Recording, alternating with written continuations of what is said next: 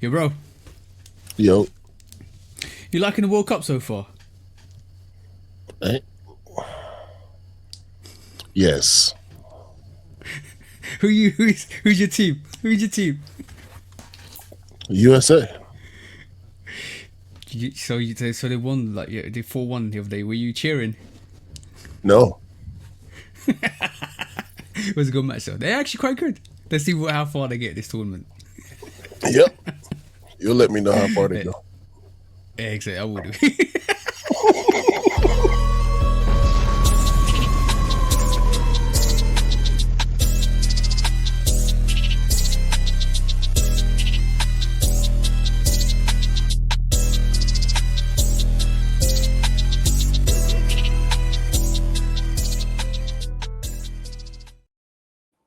Welcome back to the Shooter Podcast episode 213 with me and the bro 808 Kicks 80. Please do like, follow, subscribe, come and chat to us, come and have a conversation and let's break it down like we always do. Please do check us out on the socials, 808 Kicks _ 80 for Q on YouTube, on Instagram, on all the social platforms as well as Love Kick Customs and on TikTok as well. Go and check out the Shooter Podcast on TikTok and all the channels as well. But what we're here to do this week, bro, Same thing we do every week, TJ. Try to take over the world. that's the one. And this week, how was your week been this week? Because I know you was ill at the start of for the last couple of days. So how are you feeling today, bro?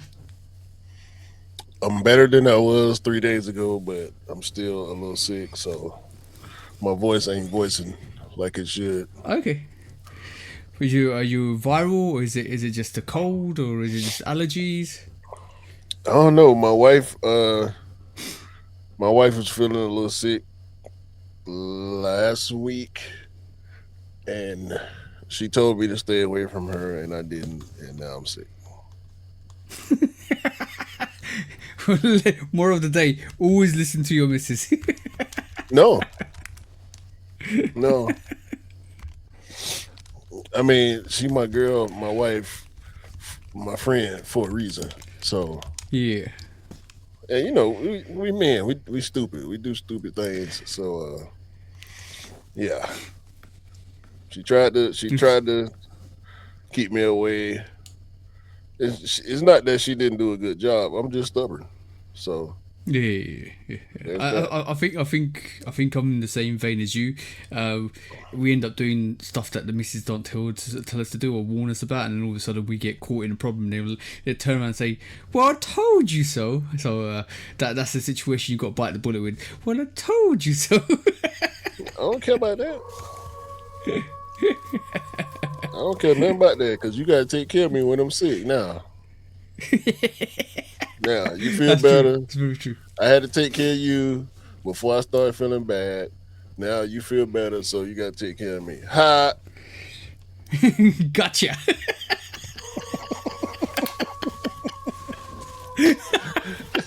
Bro, I'm the first one to get sick in the household, and she blames me for it. I think it might be the opposite for you because you blame your missus for it now. You can cover it's because of you. I ain't blaming her. It's a fact. She knows it's a fact. Yeah. You know, But bro. she was still She a what?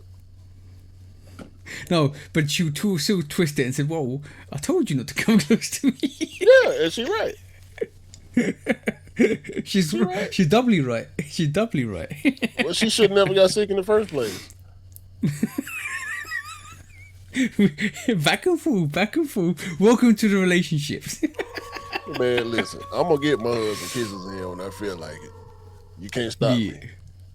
Now, problem is when I get sick and she feel better, I don't want to make her sick. So I gotta stop myself. She can't stop me. I can stop myself though. Oh, okay, yeah. It happens It's every worse time. when it goes. Yeah, it goes worse when it's in roundabouts and you can't get rid of it. Like you get sick, then she'll get sick, and then we take it again, and you get sick again, and she'll get sick. Nah, if she gets sick again, I'm chilling. Step away. All right, cool. Mission accomplished, bro. This week, mission accomplished. Let's just give me a round of applause. I finally got the missus a pair of runners from the outlets. She wanted a cheap pair because she wants to break them in. I was verging on like some Pegasus or some Romeros. Now she just went out and put some Nike Juniper Trails on, and she loved them, and basically we bought them. But we ended up going to Adidas, the sneakers she didn't like. We went to I think New Balance, she didn't like those. We went to as soon as we stepped into New Balance, she was like, I don't want no old man shoes. I started laughing.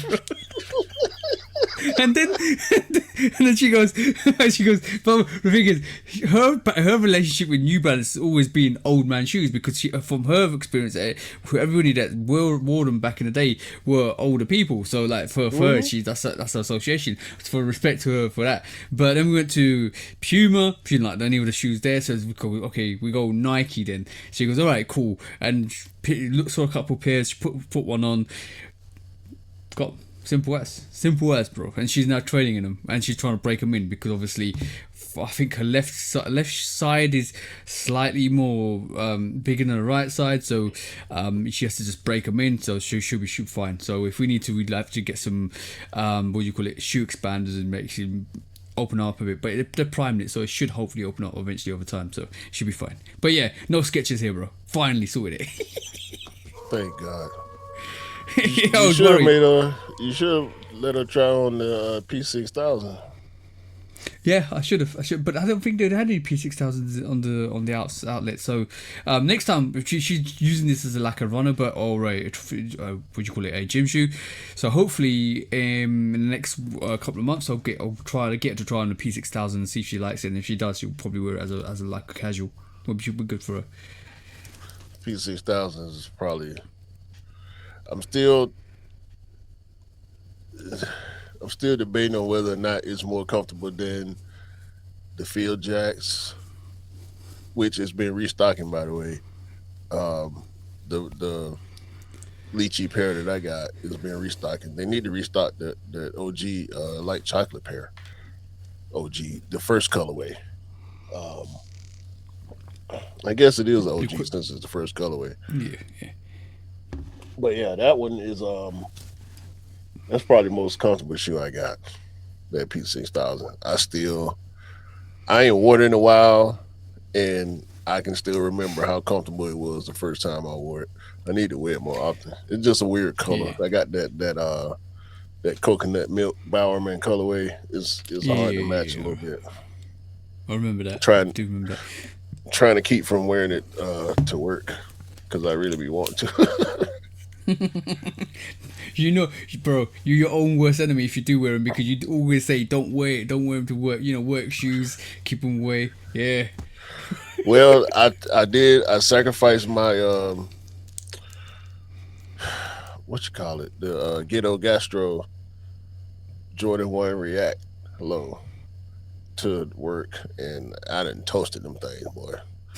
They started to squeak and everything. Like the bottom ain't no more tread on the ball of your foot, because that's normally the first part of the tread to go, the ball and the heel. The tread is toast on them.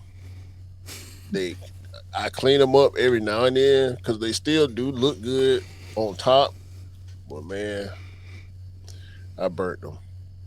I can't remember why. Careful, bro. What? God. I said you need to be careful because you don't want to turn them into the gastro slip and sliders, because you'll be slipping and sliding if they're balling at the bottom, bro. No. I still got my my Timberland trail shoes that I use when I really have to get to work. But most of the time now I'm just I'm in management mode. When I have to kick in and get my hands dirty, I throw them Timbs. I keep them in the car. And I got two pairs. I got a black one, and I got that tan colored one. I keep both of them in my car. If the odds are high, which on most days the odds are high, I'm gonna get my hands a little dirty. At least I'll throw them in the work truck with me when I go out. But yeah, I ain't doing no real hard labor with them Ghetto Gastros on. I ain't gonna hurt myself. Yeah, I know how much weight you carry when you actually go hard at work and carry those actual, what do you call them, canisters or cans or crates. That's You're talking about it's heavy work. Yeah, kegs, that's the one. Yeah, they're kind of that's heavyweight, so you need to have some stable footwear. So yeah, for sure. No, a big keg, the 15-gallon joints, they between 140 and 160, and then the Or smaller pounds. ones, yeah, Ah, the okay. the smaller ones can be anywhere between 30 and like 60 pounds, I think. Hmm.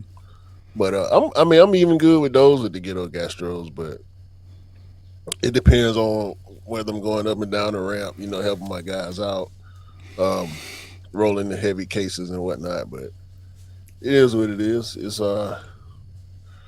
strategic. Put it like that. When I throw the Tims on, when I know for sure I'm finna be doing some working, some heavy lifting, pushing, pulling, I'm throwing them Tims on, and they got me covered. I need to get some more though. I've been looking at I keep seeing commercials for the on cloud trail boots. I'm looking at those.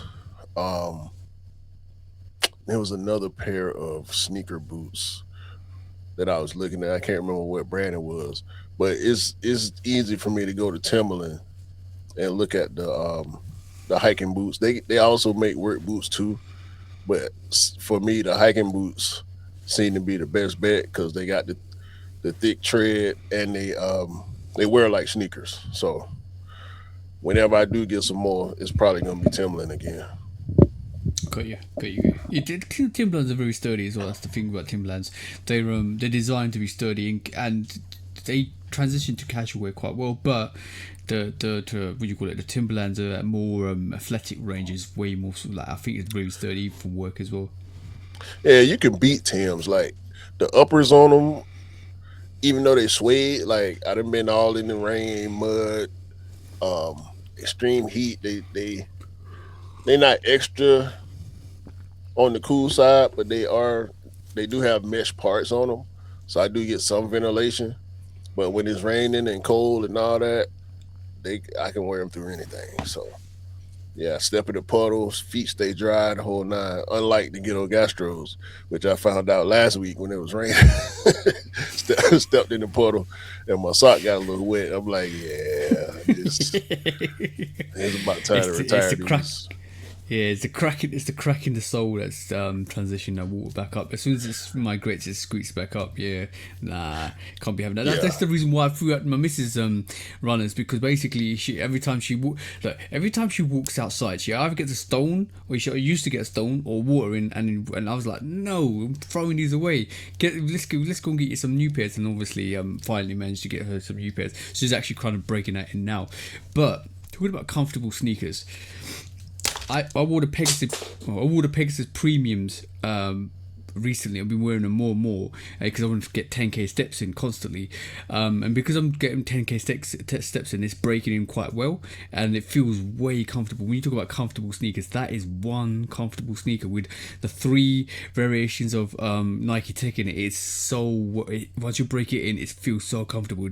It doesn't squeak.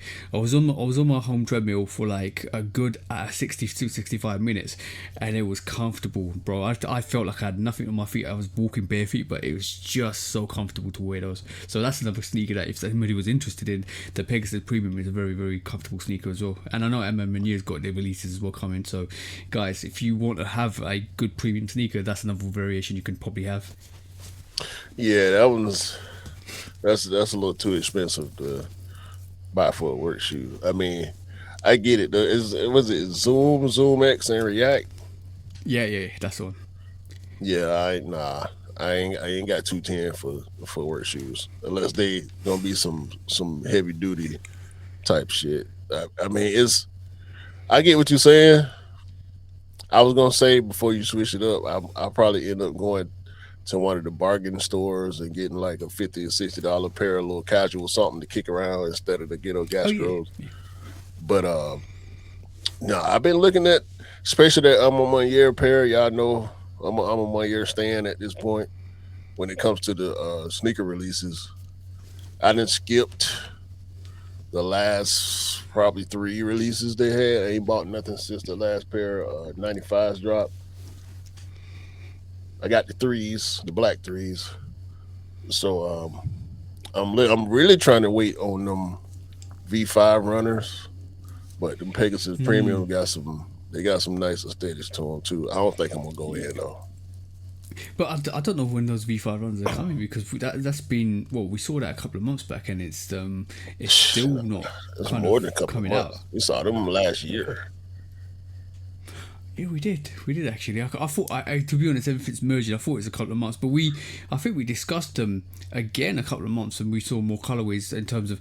I Yeah, think last year we talked about two colorways we saw, and then we saw all the other arms of Emma Meunier or James Whitaker basically come out and say, "Well, we got this for this brand, this for this brand." It was kind of like interesting to see, but we don't know when they're releasing, bro. Unfortunately, we don't know yeah. when they're releasing. We saw those before the New Balance collab, and since the New Balance collab, we had Adidas collab, and now we're seeing more Jordans. We saw the Jade Jordans, and then we saw the other stuff with Alma Monier a couple weeks ago. So we've been seeing a lot coming from the Whitaker group since we saw those, but I'm gonna hold out. I actually I was looking at the triple black. I told you. Did I call you when I was in this? No, I ain't call you. I was No. in a I was in Kohl's. I don't know if y'all know what Kohl's is. It's like a mid tier, kind of almost like a JC Penney style store. Um, that's when I actually picked up and looked at the V5 runners for the first time. They had an all black pair. I might end up getting a pair of those just to wear to work. Yeah, I was ironic you said that because the D will to chill.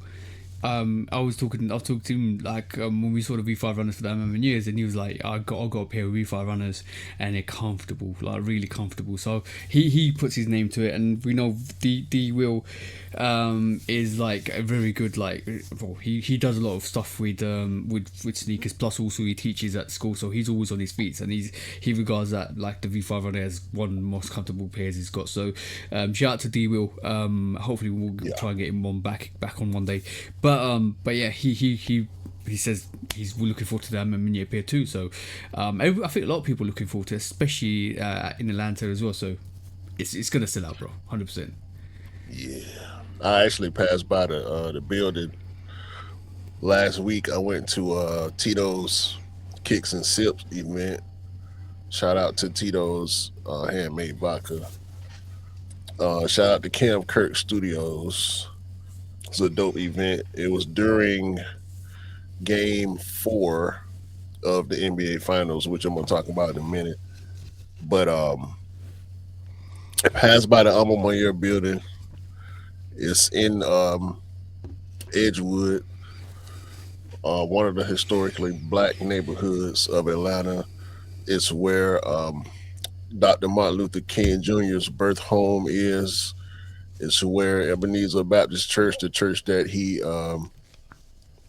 did his business at, is.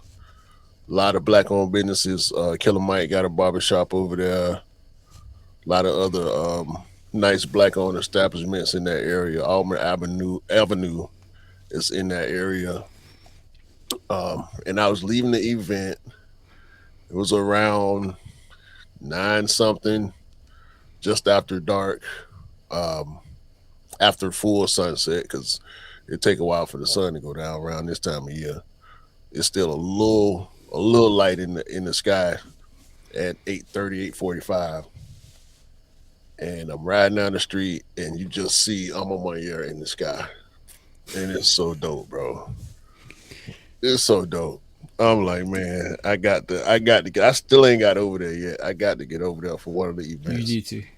You definitely need to. Yeah, I think I remember since we podding, like if you remember, since we started podding, I remember you were starting to do collaborations with Nike, or just about to, and then throughout our pod career of in terms of how many years been doing it, Emma has grown exponentially, bro. Like I remember when the freeze came out, and they did more before then, but the freeze really put them on the bench, like in terms of this is the collaboration, this is what we're doing, yeah, the quality, everything like that. And a lot of people went back and got like the Air Forces and stuff like that, but since then they haven't looked back at all, and like for them to get to where they are and to them to keep moving forwards, shout out to James Whittaker. Like, it's absolutely awesome what they're doing. 100%.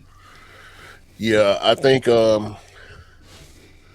right before we started partying, they dropped the dunks, the strawberry milk dunks,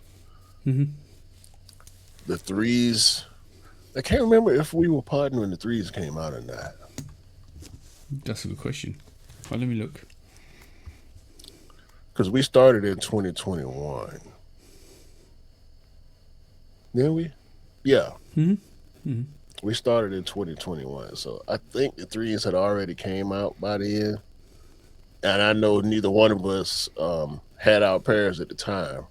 We was late to the train. But we both managed to get pairs for good prices. You didn't have the first fours just yet. I remember your 3 first came out in April 28th, 2021.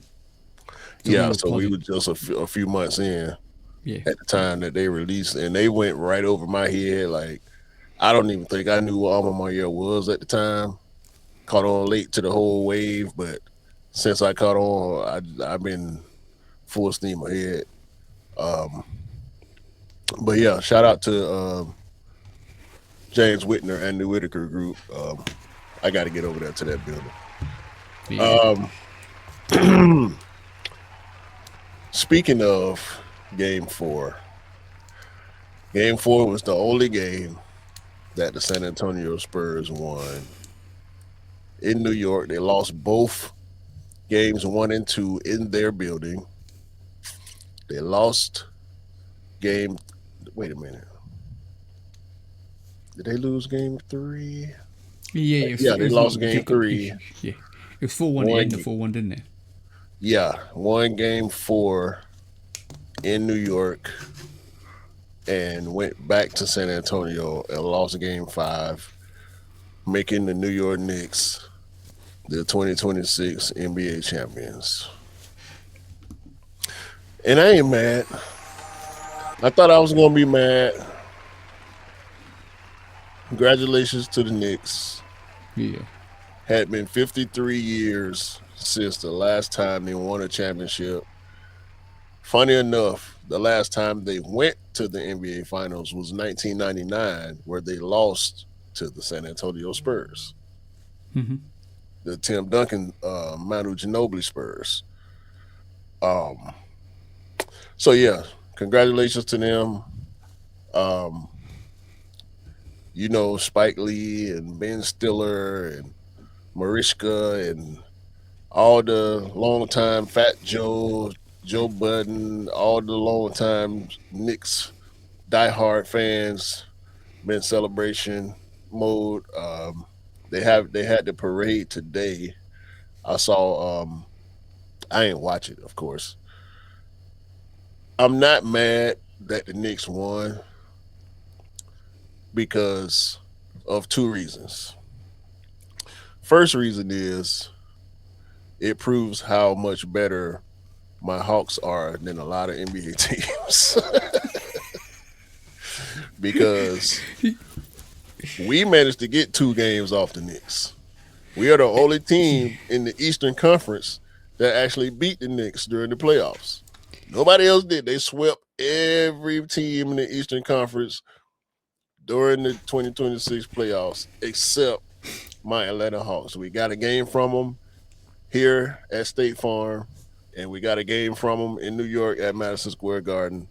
We had them down 2-1, and they proceeded to go on a 13-game winning streak.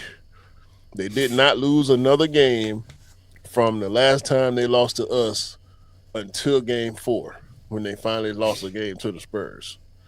So shout out to my Hawks for that. Yeah. The second reason I'm not mad is because I realize I don't really hate the Knicks. I hate Knicks fans. I got this. I'm gonna say the same thing about Arsenal. Arsenal Football Club. Ironically, Spike Lee sports both of them, Arsenal and the Knicks, right? I don't hate Arsenal at all. Like, I have no bad ill will against Arsenal. I don't even hate half their fans, right? It's the other guys. It's the guys that don't know footballing, that don't know history, that don't know where the essence of football is, that start comparing footballers with other footballers that are legendary and say my player is better than your player, which he's halfway through his career and he hasn't even achieved as much because they've just won the league and stuff like that. And I'm like, shut the fuck up. For one, because you don't know football, right? You're talking the absolute most rubbish, and it's always the fans, and it's a specific channel on TV that does it, or on YouTube that does it, and their supporters say the most bollocks, and you're like, shut the fuck up. Just shut the fuck up, because you're making your team look bad, and you're making all the people that I like, that Arsenal fans, look bad, because you're making your club look bad, and that's what I agree with you on that. Like, if you don't know your footballing history, if you don't know your NBA history, shut the fuck up, sit down, and just celebrate. Don't talk the most, because when what it drives is animosity to your club, and you can see that with the Arsenal Football Club, and you can see that why everybody jumps in that bandwagon just to slate the club and slate the team, because they want to get under your skin. And when you start losing again, and when you start not being as great as you are at this moment in time, people are gonna rub it in, and you're gonna feel some sort of way. So stop all this bollocks and shut the fuck up and sit down and just celebrate. That's all I gotta say. I'm with you. But isn't it really not even that deep for me? The same reason why I went on my little fuck New York thing a few weeks ago, because everybody got something to say about Atlanta. All the people not from Atlanta who moved to Atlanta got something crazy to say about Atlanta. And 50% of the time, it's people from New York. And it sickens me. And it only amplified when the Knicks started winning. Because, of course, the first team they beat in the playoffs was us. I was at game 3.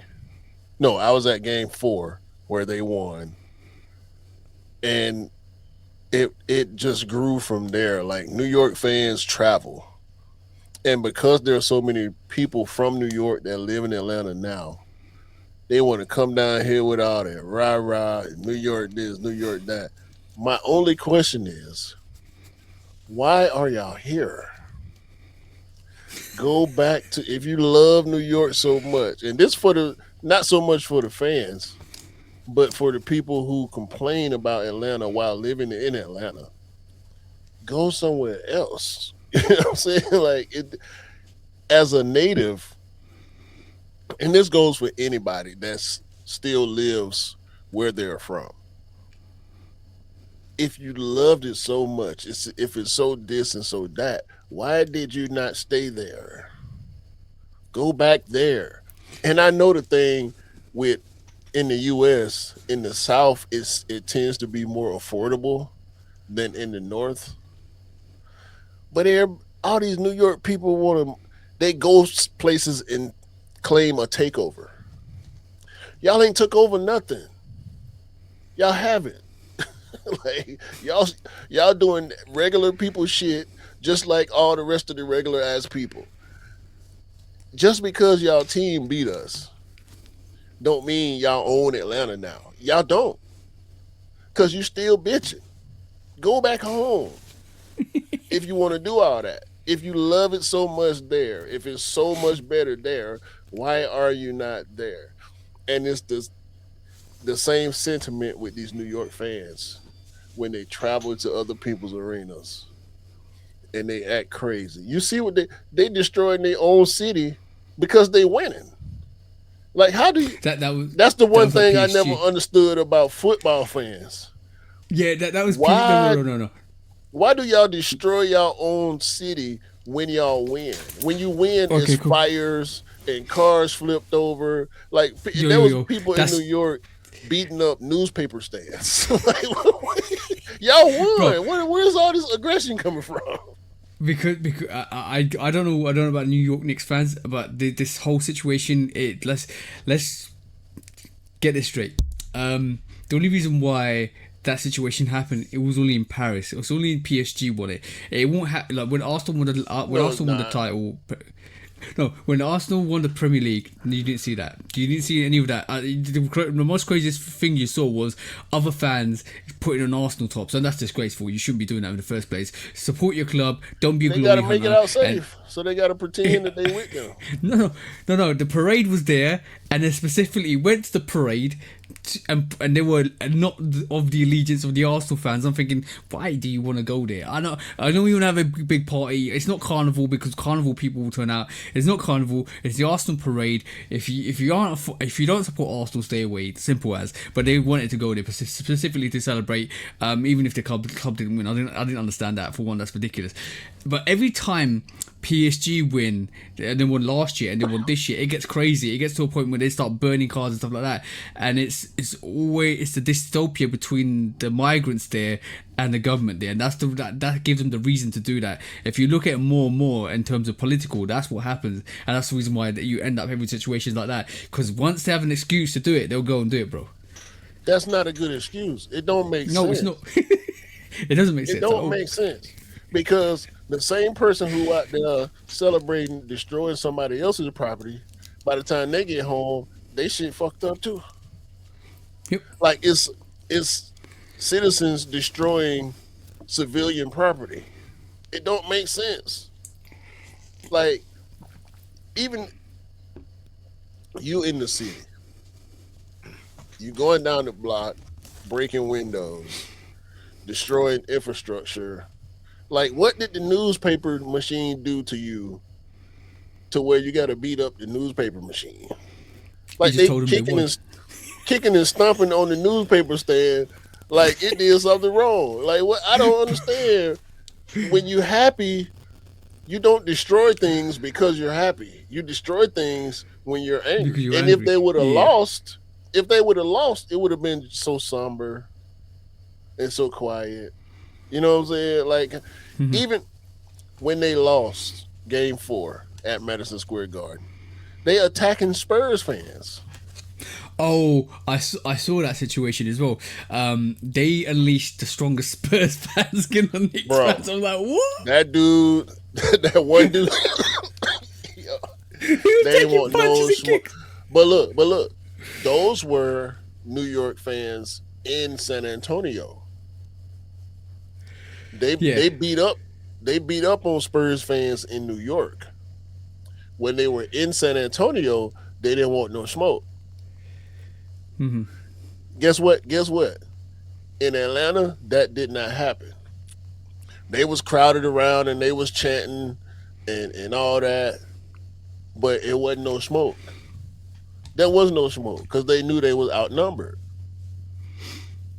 Like, even if it was 50-50, it would have been a fair fight. When it's in New York, they might be 90-10, 95-5 or something like that. But when they go to these other cities, you don't see none of that. It's only in New York where you see all the commotion and the violence and the destruction. When they go to these other people's cities following their team, when they went to Philly, they didn't do that. You know what I'm saying? So it's not the same when they travel. But when they travel, they're annoying because they like to think they taking over something. But when they at home, they tear up their own shit. They don't go to other people's cities and tear up other people's shit. They stay home and tear up their own shit because they won. Like, what is that? You won. Why you tearing up shit? And I don't want to hear the whole because they mad at the government thing. Like, I get the point that you're trying to make. Like, is built up angst or bad energy that they try. Nah, that's not a good reason. I don't want to hear that. And I'll give you another justification why it's not a good reason, because Mandani, the New York Prime Minister, was it Prime Minister? What do you call him there? Mayor, that's the one. Basically, he's doing a good job. He's reduced crime to the lowest it's ever been. He's taxing the rich to get money for the poor. Bro, he's doing such a magnificent job. You got to save that guy. I'm not even joking. He's doing such a good job, right? I would expect everybody to just celebrate. He would celebrate down the streets. I would expect everybody else to celebrate. No, but you want to break up everything, destroy everything. Come on now. That's no excuse to do anything like that. It don't make sense, bro. Last thing about the Knicks, and I have to do this. I have to do this. I mentioned Fat Joe is one of the biggest Knicks fans. Did you see this Yeah, bullshit? yeah, yeah. This dude. Let's listen. Bells rung. The FedEx guy came. This is wood. Don't be disrespectful. I got 2 for the price of 1. Sheesh. Sheesh. Sheesh. Everybody get down.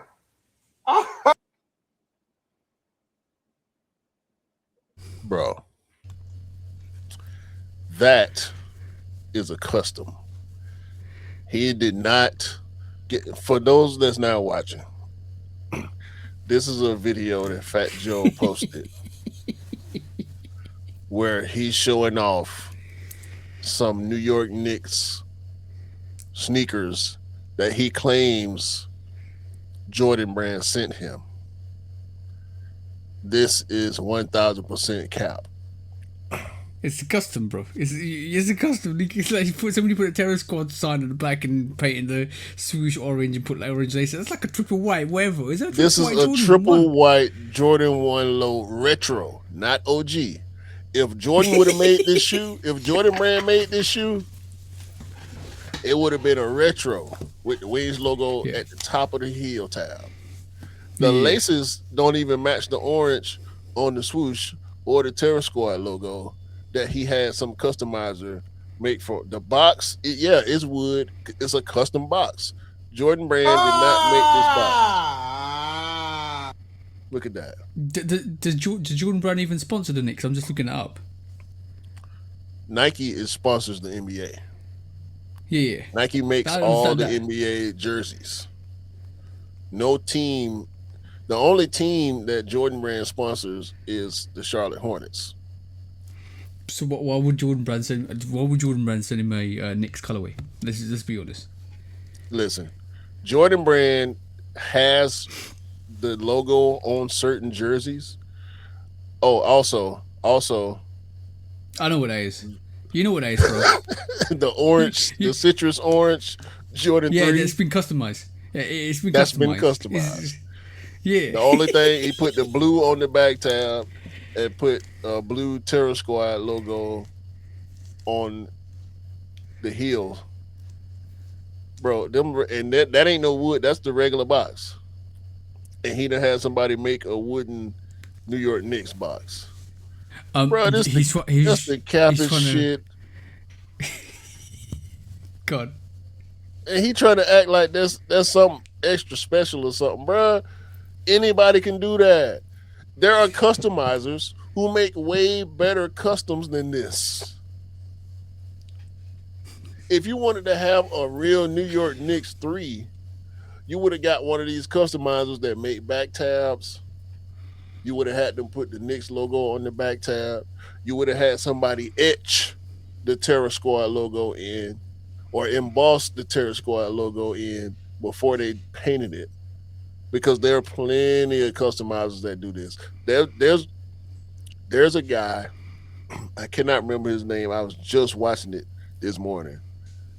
He's going to be at a DTLR local to me doing engravings, laser engravings on sneakers that you buy if you walk in the store and buy a pair while he's there for free. You buy the sneaker and you can get engravings on your sneaker. He ain't even do that. He ain't do that. That's the most cappiest shit ever, bro. Like, you know, we probably got a knock on the door, and the DHL guy probably opened up. He opened up to a DHL guy, and he was like, "Here you go." Talk about FedEx. FedEx ain't brought you them like trying to act like you got them from Jordan. You did not get them from Jordan, bruh. You didn't. You know why what would Jordan Brand be that concerned about the Knicks? They're more concerned about the Hornets, bro. And not even the Hornets. Just, it don't make sense for Michael Jordan to be that concerned about. Come on, bro. You was better off pulling out an early pair of the Knicks 8s. Because Yeah, they supposed to be that coming would have out been this better. year. And with a terror squad on the back as well. That would have been dope if they had actually done that. But bro, it's a collaborated trying to maneuver a situation. So hopefully, he helps Jordan Brand see this, and Jordan Brand reach out. He makes a retro, but bro, to do it to a bloody non-retro Jordan 1 low. Bro, he just lies so much, bro. He lies so much. Hey, it's Fat Joe for you. Should we do some And the footballing comments, roundup? the comments on his ass, bro. Please. The one comment said, Fat Joe is a jive turkey. You goddamn right. The 3s are a decent pair. The other pair, garbage. Those ain't customs. Those look like rat ass. Like, come on, bro. You ain't fooling nobody, bro. You know what you're gonna say? Oh, it's just that people hate on the Knicks. That's what he's gonna say. You know what it is? It's easy. It's an easy cop out. It's literally easy cop out. Because if somebody did that to anything that you like, if you're compulsive, like, and you said that, and you said, oh yeah, you're just hating. That's the easiest way you're gonna cop it out, bro. You're hating. That's it.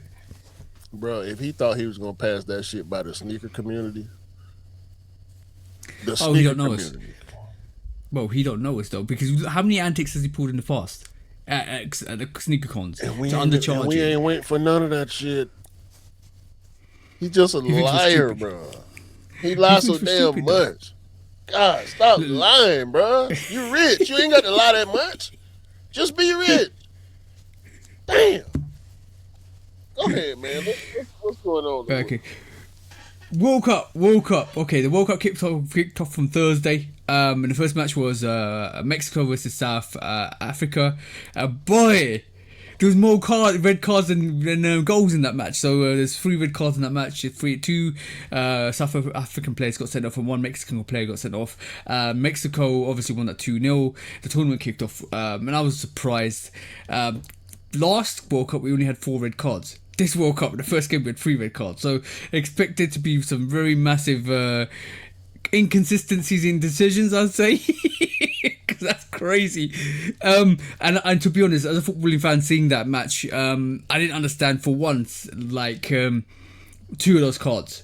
I think there was, for the Mexicans sending off, there was enough cover for them not to claim a red card, more of a yellow card. It was a semi 50-50 whether it's a goal scoring opportunity, because if it is a goal scoring opportunity and the player is taken out, it's red card. But I could say possibly there was enough cover to possibly cut that goal chance out.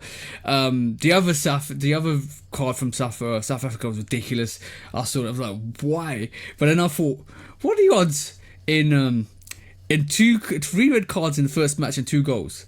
And I was like, probably like 100 to 1 or more. So whoever put a bet on that, they probably need to get investigated, if I'm honest. The other matches, we talked about America 1-4-1 or the USA 1-4-1. It was great. South Korea doing well. Canada actually drew to Bosnia, which is quite good because Canada. Hold on. Did you know that Florian Balogun was born in New York to Nigerian parents? Yeah, because his pregnant mother could not fly home before he was born. Take that, U.S. government. Anyway, go ahead.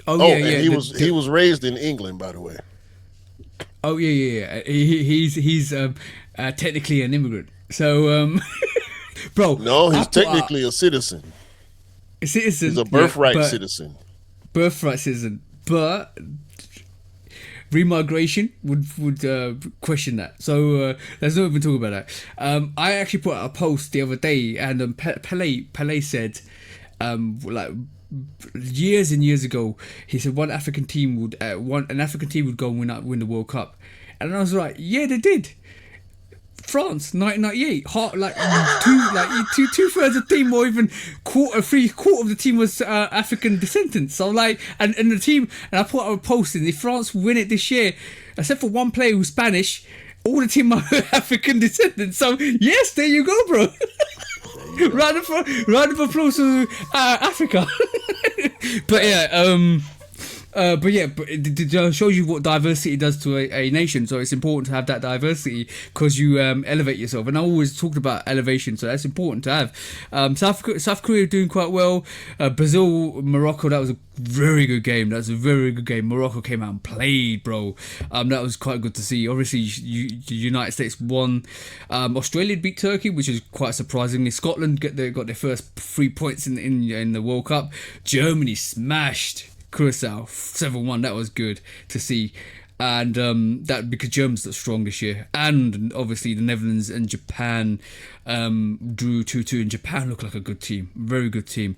What surprised me today was, bro, Spain drawing to Egypt. No, Spain drawing to Cape Verde. That's shocking. Like what? Cape Verde ain't the best of teams, but Spanish are one of the favourites of the tournament. For them to go 0-0 with them, that's a good round of applause to Cape Verde. Absolute round of applause. They low blocked them, and if you don't know what low blockers mean, every man and their dog are behind the ball, not giving you a chance. I think Spain got 6 shots on target.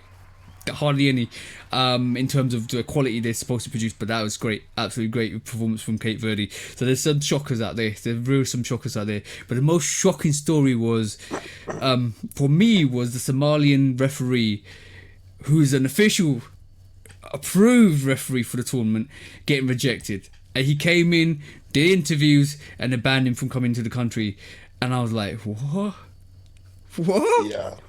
So he's the best referee in Africa, and there's a lot of people in Africa. So for him to be the best referee on the whole continent says a lot about his skill level. It was some bullshit for this government to not let him in the country. But if I'm not mistaken, he's gonna have some matches in Canada and probably in Mexico too. Yeah. Also, the England team had their equipment truck stolen. Well, had their equipment truck robbed.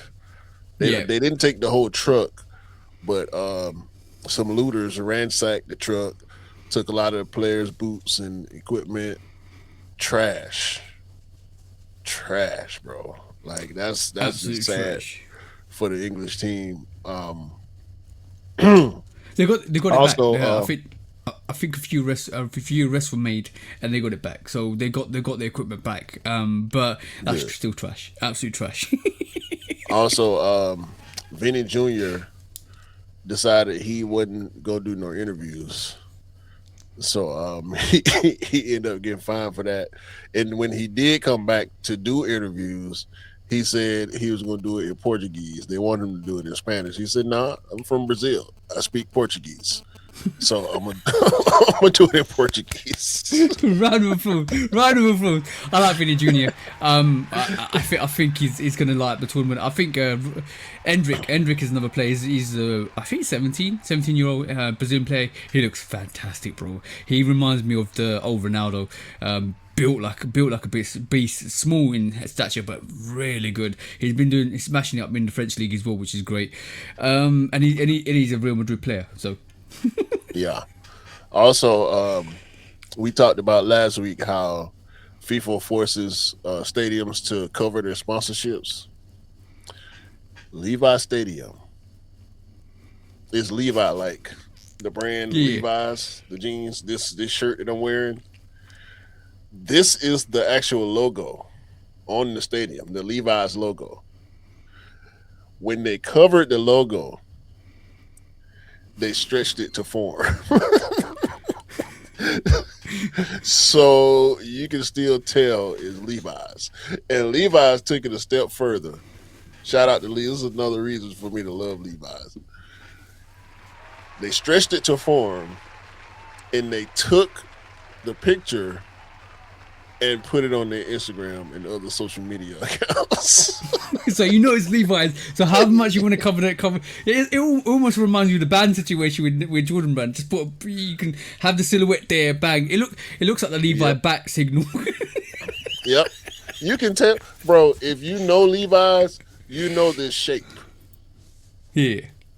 It's like it might as well be a swoosh. You know what I'm saying? Like when you Yeah. see the swoosh, you know it's the swoosh. When you see Yeah. the three stripes, you know it's Adidas. When you see that arch shape, you know it's Puma.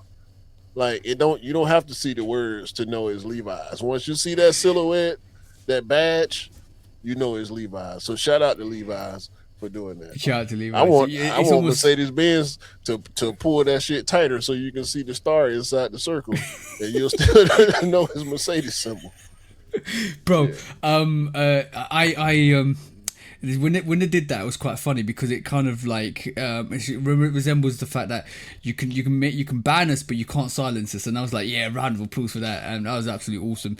But a lot of people commented on our on the reels that we put out for this in terms of the whole sponsorship, and they were like, well, they do it for all the tournaments, they do it for like all the other World Cups and all the European Cups, It's and I still understand whack. that, but I think.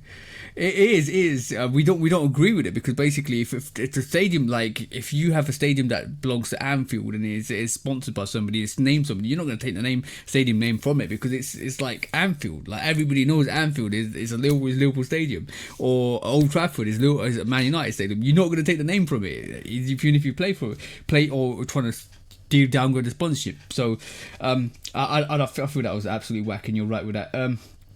Lastly.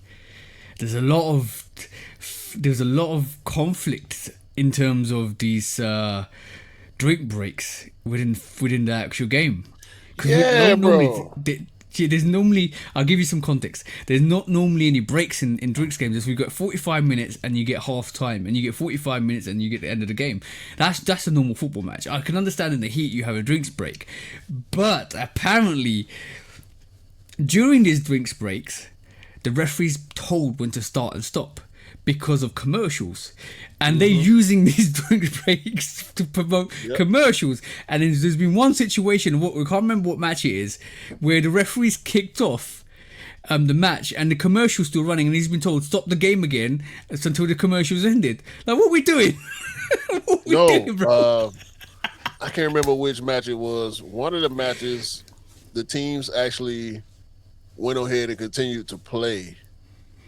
They like you said, they stopped for the commercial breaks, and they came back before the commercials were over. And like, nah, we back on the pitch now. I don't care about all that. And I don't know whether to blame FIFA or the networks who are broadcasting, but either way, it's all bullshit, bro.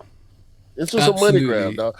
Like, and I had to say this to somebody in those comments, all the reels we dropped last week.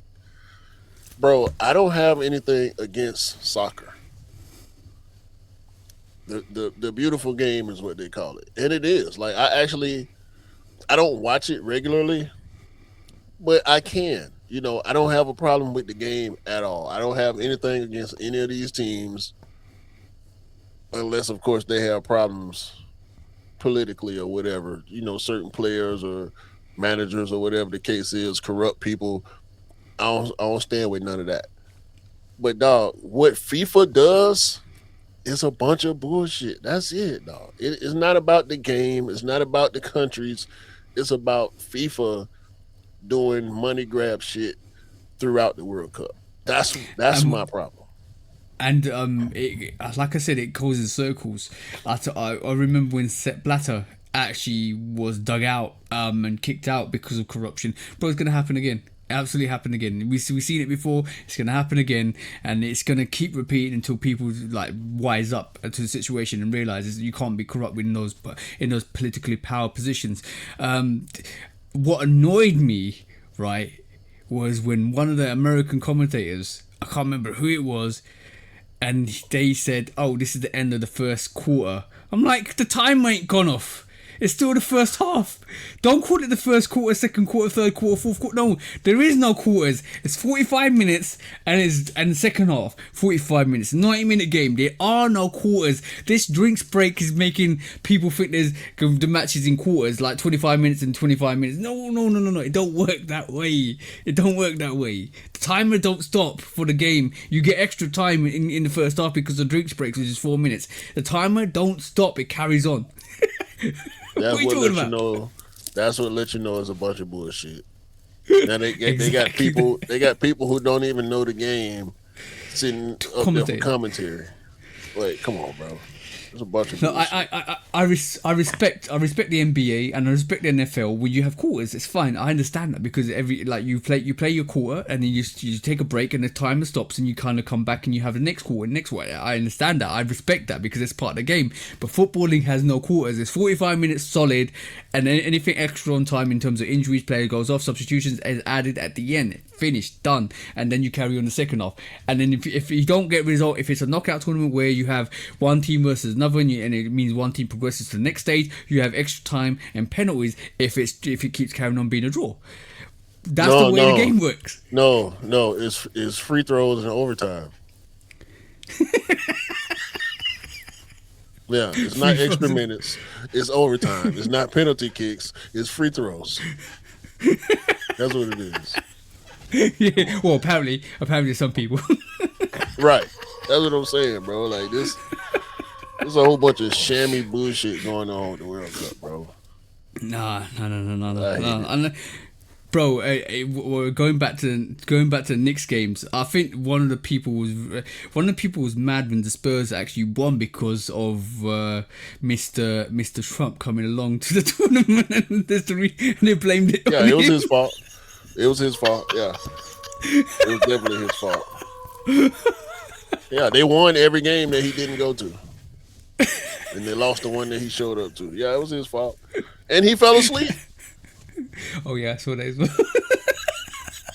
You can't. He make fell this up. asleep during the game. How can you fall asleep during the NBA Finals game? I don't know. Same way he fall asleep everywhere else, I guess. Yeah. Let's not talk about his flatulence as well. Watch out. All right, cool. Let's do some quick strikes, man. Shout out to the Knicks once again. I don't hate y'all. I just hate the crazy New York people.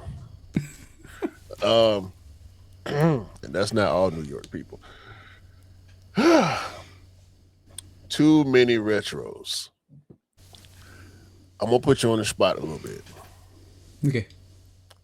Can you name a retro, meaning something older than, let's just say, 15 years, not a colorway, an actual silhouette that you haven't seen for years that you want to come back? Like, I used to say the Diamond Turf ones. It hadn't been that long, but I wanted the Diamond Turf ones back. Just like I want the Air Max 96 one back. Can you think of a silhouette right now that you haven't seen for a long time?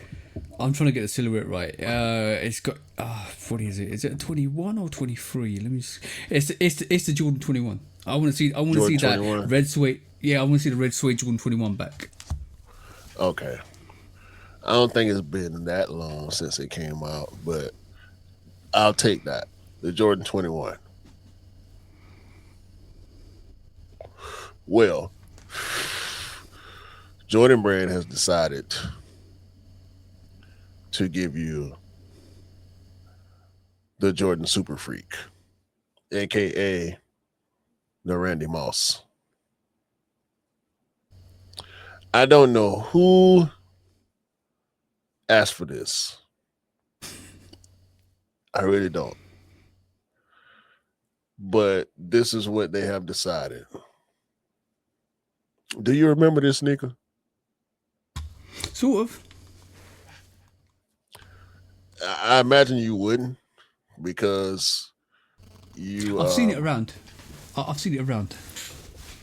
You're not a American football guy. No. Randy Moss is arguably the greatest wide receiver to ever lace up and play in the National Football League. I got him as the greatest. I mean, some would say Jerry Rice. You could throw some other names out there, but for my money, Randy Moss is the greatest wide receiver in NFL history. his sneaker is not good. It's ugly. It was ugly when it came out. It's still ugly now. Who at Jordan Brand said, I know what'll get us back to prominence? The Super Freak. Don't know. I agree with you. It's not the greatest of sneakers, and it's verging on the ugly side. But is it probably releasing because of heritage, of what it means in terms of history, the history behind it? What does it mean? What does it mean, TJ? You tell me, because I don't know. Well, to belonging to one of the greatest athletes, to grace the sport. I don't know, maybe because that's what they're trying to build something on. It sounds like it. Bruh. I'm gonna tell you what's first of all, if this article is true, it's coming out next year and it's only gonna be $165. I thought you were gonna say only 165 pairs. That would have made more sense. Look, that way it'll sell out. Bro, you said it was ugly. It is. Look at it. I Do I need to zoom in? Look at it. No. Don't zoom in, bro. Bruh. Look at this foolishness, dog. If I'm not mistaken, it came out around the 12, 13 era because it's got that almost hologram-like logo similar to the 13 cat's eye. I was thinking that. I was actually thinking it resembles maybe like a Jordan 13-ish. Bro, let me tell y'all something. Jalen Hurts, Dak Prescott, Bryce Young, Puka Nacua, Pat Surtain, Max Crosby will not be able to sell this sneaker. Those are all the current NFL, or a lot of the current NFL, the more prominent NFL Jordan Brand athletes. Y'all better off giving them a shoe. Give Jalen Hurts a shoe. Give Dak Prescott a shoe. Dak Prescott played for the Cowboys. I'm pretty sure he could sell a shoe. Jalen Hurts won a championship a couple years ago. Give him a shoe. Give Puka, people love Puka Nacua. Give him a shoe. Don't bring, them folks gonna wear this shit on the field. More than likely it's gonna have cleats and it's gonna look, well, maybe it'll look better with cleats because it don't look good. Like, dog, it's a high top. It's not vented at all. It's worse than an 11. It's worse than an 11, bro, as far as ventilation is concerned. It's got a full zipper up the front of it. And this is what y'all want to drop in the spring?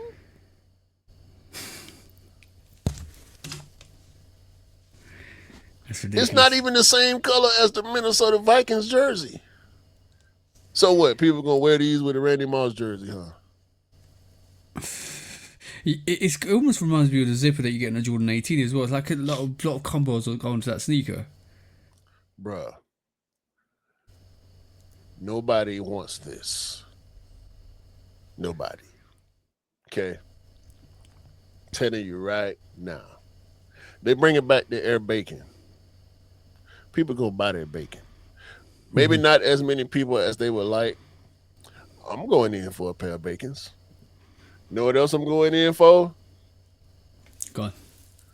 Nike Shox BB4 Olympic.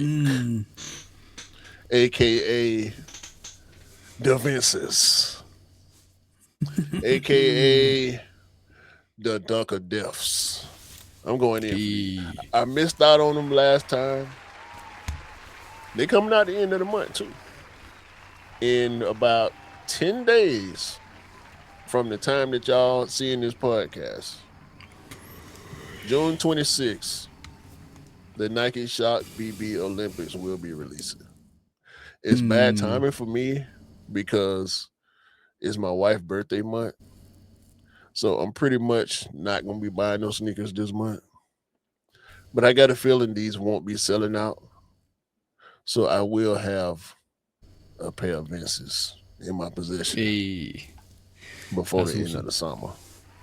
They're probably That's gonna awesome. sell too in a few weeks after release. So hopefully I can catch them on sale too. Also the black and silver colorway is supposed to be That's hard. releasing later That's this actually year. hard. I I was never really a fan of this colorway.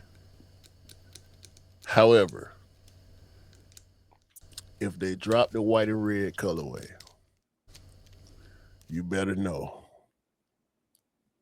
I'm copping. They gonna go so nice with all my Hawks gear when the season come around. They saying this colorway, the black and silver, is supposed to drop in the fall. I need the white and red in the fall, right around the time basketball season come back. I need that white and red because I can't wear the Olympic pair to the Hawks game. But I mean, I can wear what I want to wear, but the white and blue it don't do nothing for us. You know the dunk of death, right? Yeah. When Vince jumped over Cedric Weiss Yeah. in the Olympics. Yeah. So I got to get my Vinces, man. The funny Definitely. part about it is when last time they were out, I want to say it was 2019, 2020. I was in Champs with the dancing lady. And I can't remember. I think we were shopping for her. Or maybe we were shopping for the kids, actually. I think we were shopping for the kids. And I saw the Olympic Vinces in there. And I just had to school her. You know, she know I love Vince, but she didn't know that was Vince's shoe at the time. And I'm like, oh, they got the Vinces in here, blah, blah, blah. She made me try them on. And she was trying to force me to cop. And I did not cop. Should have, bro. But you right those wrongs this year. Defo. Let's right those wrongs this year. Yeah. It's good to educate. It's always definitely good to educate the younger generation. But those Red Stray 21s actually came out in 2016 February, so it's been 20 years. Okay, cool. So that needs to be retro. I've been eyeing that for ages, and it'll be ironic if it releases this year because that's one definite thing I'm gonna get. Those are nice, very nice. I feel like I saw something about those months back. Year. Yeah, but we see so many rumors about this and that supposed to come back, man. You can never really tell. So yeah, but I think it was more legitimate when Z Sneakerhead came out and said something. So it was more like, okay, I'm paying attention now. So please do. You know. yeah, man. Let TJ get his 21 on, man. Yeah, I like that. It's very dope. And you know what? I like red shoes anyway. Red's one of my favorite colors. So yeah. But yeah, man, we don't want no ain't nobody asked for the Super Freeze, bro. I mean, shout out to Randy Moss. I love Randy Moss. They will not be limited. They will be in abundance on the shelf. I'm trying to tell you. Loads beers. Yeah, they will be on sale also. So if y'all in Minnesota or Vikings fans or just rent them, it's hella Randy Moss fans around the world. So yeah, I think with sneakers like that, you need to kind of make them limited for the people that want them, or enough pairs for the people that want them, and just let them have them. Pretty much, that's that situation you need to do with that. But they team Jordans, bro. Don't nobody buy team Jordans, right? No. About to find out. Ain't we? Ain't we? Next quick strike. Right, so I've noticed a pattern recently, and it's quite unique, and it might be the re-emergence of something special, because we talked about the actual Miracle 95 Jogo Bonito, that's got the Marcel upper with the 95 outsole. Now this week we saw this mismatch, right? It is the Pegasus Premium. This is the I'm going to try and pronounce this correctly. Atelier Merch Premium Hybrid sneaker, which has got the Marcel 95 R9 I mean, with the Pegasus Premium outsole. So now we got two variations of mismatched outsoles, and the prominent one we always remember is the Sean Weatherspoon 97-1. And they're doing this for obviously soccer and making soccer cleats, so the soccer uppers more casual to wear. And we've seen what they're doing with the other cleated sneakers, what wrapped in plastic. What are they called again? Cryoshocks. Was it Cryoshocks? Yeah, Cryoshot. Yeah. So we've seen that. So there's a little bit of a trend going on here where they're making cleats more wearable for street leisure wear, which is great because it means you can wear some of these great colorways. And this Desiree Doué is the one who actually unveiled this. Which, if you don't know Desiree Doué, he's a PSG player, absolutely phenomenal young French player. Is actually on the French team at the moment. He unveiled this this week, and it feels like, bro, we might be getting more mismatch sneakers where you got the outsole coming from a casual wear and then more of a like a soccer cleat or a football cleat going on to the outsole, which is more comfortable. We know Pegasus Premium, we just mentioned it, is very comfortable. The Jogo Bonito has got the 95 outsole. So yeah, bro, what do you think of the trend? It's nothing new from Nike. I mean, all you have to do is look at the Vapor Max Plus, which is Nike Air TN or Air Max Plus with a Vapor Max bottom. They've been selling that sneaker since Vapor Max crossed over to the TN upper. I mean, you can go to pretty much any major department store that sells Nike and find colorways of that sneaker. Monotone colorways. I know it's been a few collabs, not that many, but hell, the only pair of Vapor Max Plus I have is the Ken Griffey Jr. pair. I know Rod, shout out to Rod. I chopped it up with bro a little bit last night. He swears by the Vapor Max Plus. I think it's one of those situations with Nike where the tech can outlive the silhouette. Like, people love the Pegasus Premium tech so much to where they feel like they could just throw it on different uppers and get a similar and different effect at the same time. Yeah. I agree with that. 100% agree with that. It also leads me to believe that maybe potentially we might be getting more situations where we have where we have a very comfortable outsole and a very sporting leisure sneaker on top of it. So that could be a little bit of a move that they're doing. We've seen now too. Or it could also indicate that Nike are moving in the direction that we might get another like a 97-1, which is not called a like a Sean Weatherspoon, but it's just originally their design. Or we might get a different variation of mismatched sneakers. So it feels like, to me, looking at this and sitting here and in respect, you know how I kind of dive down the rabbit hole sometimes, and it might not be the case for this, but it does seem like they're heading in this direction. And it's good though because we've got Cryoshocks with the cleats which is encased in all of the outer sole. We've got these two sneakers, which is the Jogo Bonito and the Altea Merch Premium. We could get more. We could get way more, and it feels like it's a slightly more of a trend that's happening now. So, what would you like to see? That's my question. Let's forget about them continuing that. What would you like to see? Well, I think you're going a little bit too far, because just last year we got the 95, 97 Ducks of a Feather. Exactly, that too. That didn't do well. That didn't do too well. No, they're still sitting on GOAT. And I keep I keep fighting myself to not press the button on those. But they're good though. That's the thing.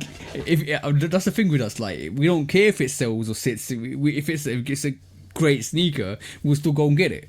And that's the Yeah, difference between a lot of us. yeah, I still think they dope. I don't have anything against the Air Max 97 in particular. It's just not one of my favorite Air Max silhouettes. But we all know I love 95. So anything with a 95 outsole, I'm gonna lean towards. Uh I would say the 96, but I just want the pure 96. It's the outsole on the 96 is kind of a mix between the 95 and the TNs. So I'm gonna leave that one alone. Maybe a 90 with a 95 bottom might I be was thinking dope. that. I was also my mind was an Amax one with a 95 outsole. Air Max 195. That would look good. You said 90. I said Amax one. What about Air Max 1 Vapor? Because I don't know if the Vapor Max would translate well to every silhouette. I think the TN is the perfect silhouette to put the Vapor Max bottom on.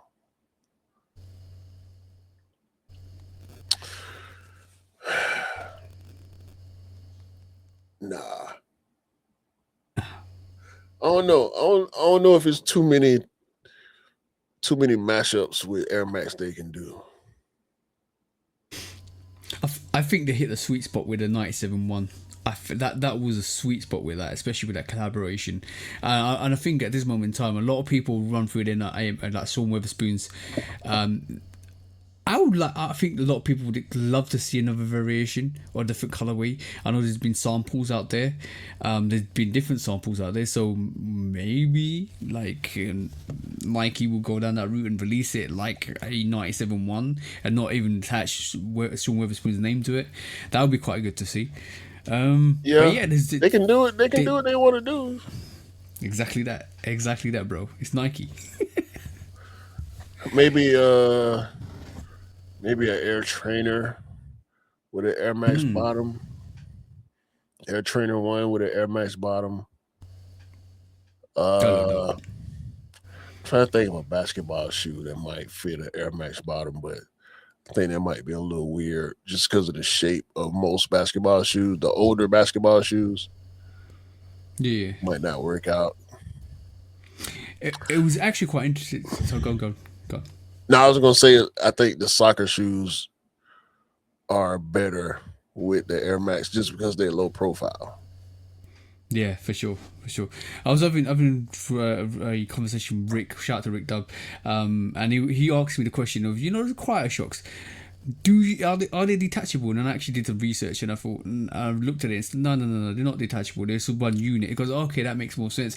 I said, think of it like it's a comparison, but not the right comparison. But think of it like the actual what do you call it, Off-White 2s when they actually did a deconstructed sole and they encased it in that plastic to show how it would look deconstructed. Think of it that way and think of the Cryo Shocks similar to where they've just put it in the cleats in the actual plastic and wrapped it around so you can actually wear it as a casual. It goes, all right, perfect. That means I'm going to actually get a pair. I said, yeah, go, bro, go for your pair. Because he actually liked the Nigerian Sloan pair. I was like, yeah, that's dope. Yeah, Absolutely dope. Yeah, definitely. So he was happy with the fact that it's not a cleat that actually separates from the actual outer casing. It's just all solidified, and he was happy with that, which is good because it shows you what a cleat would look like in perspective of being see-through, but it's actually a casual sneaker. that's the part that's throwing me off about the Cryo Shocks though. Like when we first saw them, you couldn't see the cleats as pronounced as you can at this point with them being loaded up on Sneakers app and all the pictures that we seeing as we get closer to the releases. I do like the France pair. I do like the off-white pair. I like the Sean pair. What's the yellow one? Oh, Nocta. That's the Nocta pair? Yeah, yeah. Never mind. Uh, there's like 4 colorways I liked. I guess that's 4, huh? Mm-hmm. But yeah, I can't. The more I look at them, the further away I'm leaning because I just don't like the fact that you can actually see the cleats through Okay. the outsole. I think the cleats stick out a couple of millimeters to give you that traction. So the cleats aren't, they're all fully encased, but maybe 1% of them aren't. So that gives you the traction on the actual ground you want. And I said you could probably wear them as an AstroTurf sneaker or a low kind of field sneaker if you wanted to, but it's more for casual wear. The piece -1 pair, the South Korea pair. That was the other pair. Oh, that's dope. That's dope. Yeah, that's definitely nice. But yeah, I just don't. It's something about the fact that you can actually see the cleats just throwing me off, bro. I do like them though. Crack. No, not really. Not really. I get it, like, because I'm guessing the little part of the cleats that stick out is rubber and not hard plastic like actual cleats. But I'm talking about through the clear part on the side profile view. You can actually see the cleats coming down from the midsole. So that's the part that's throwing me off. I think that's why the white pairs look better to me, like the off-white pair and the France pair.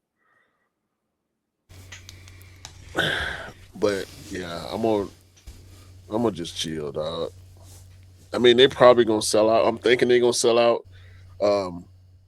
By the time y'all watching this and listening to this pod, they will have already released on sneakers.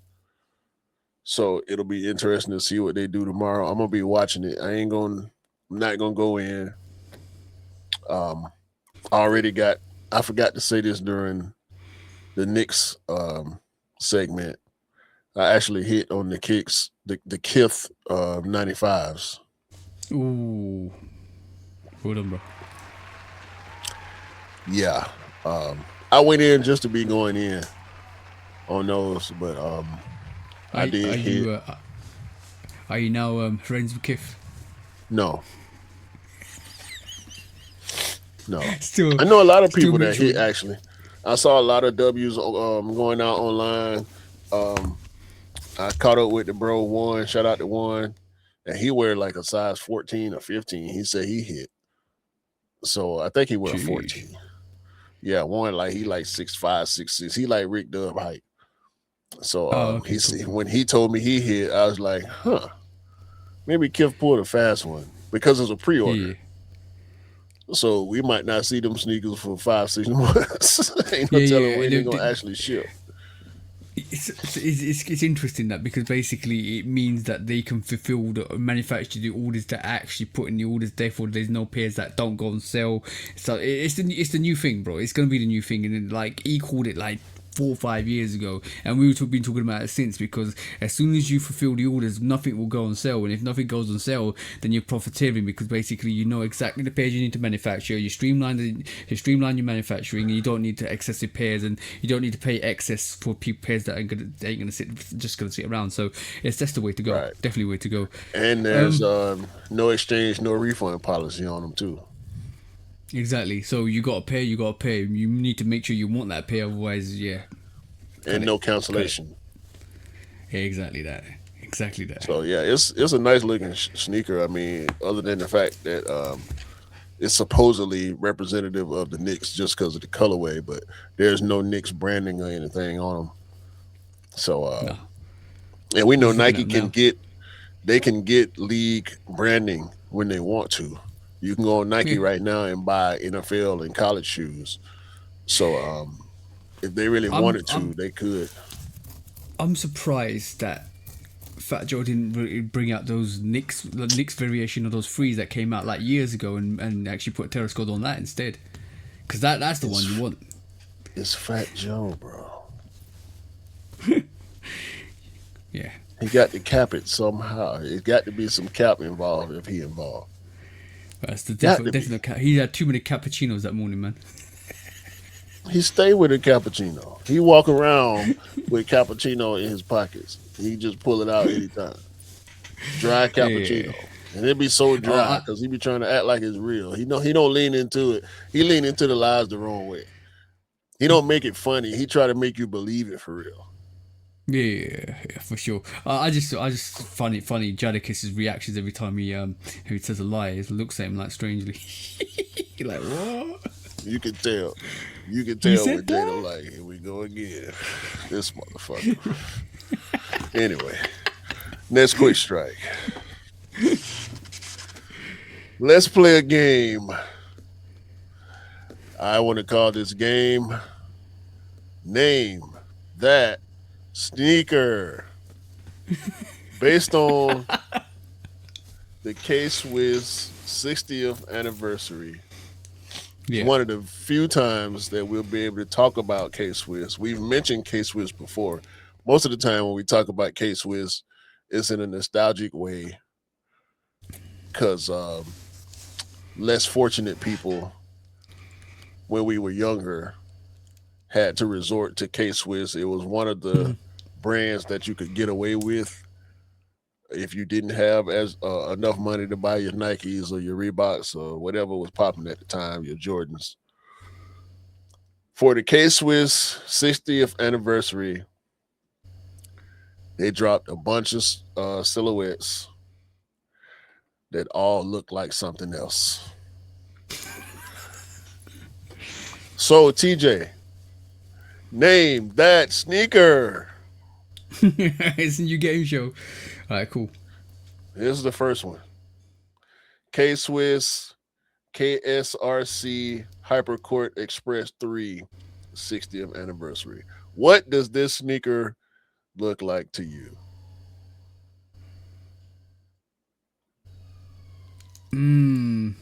A bunch of sneakers come to mind.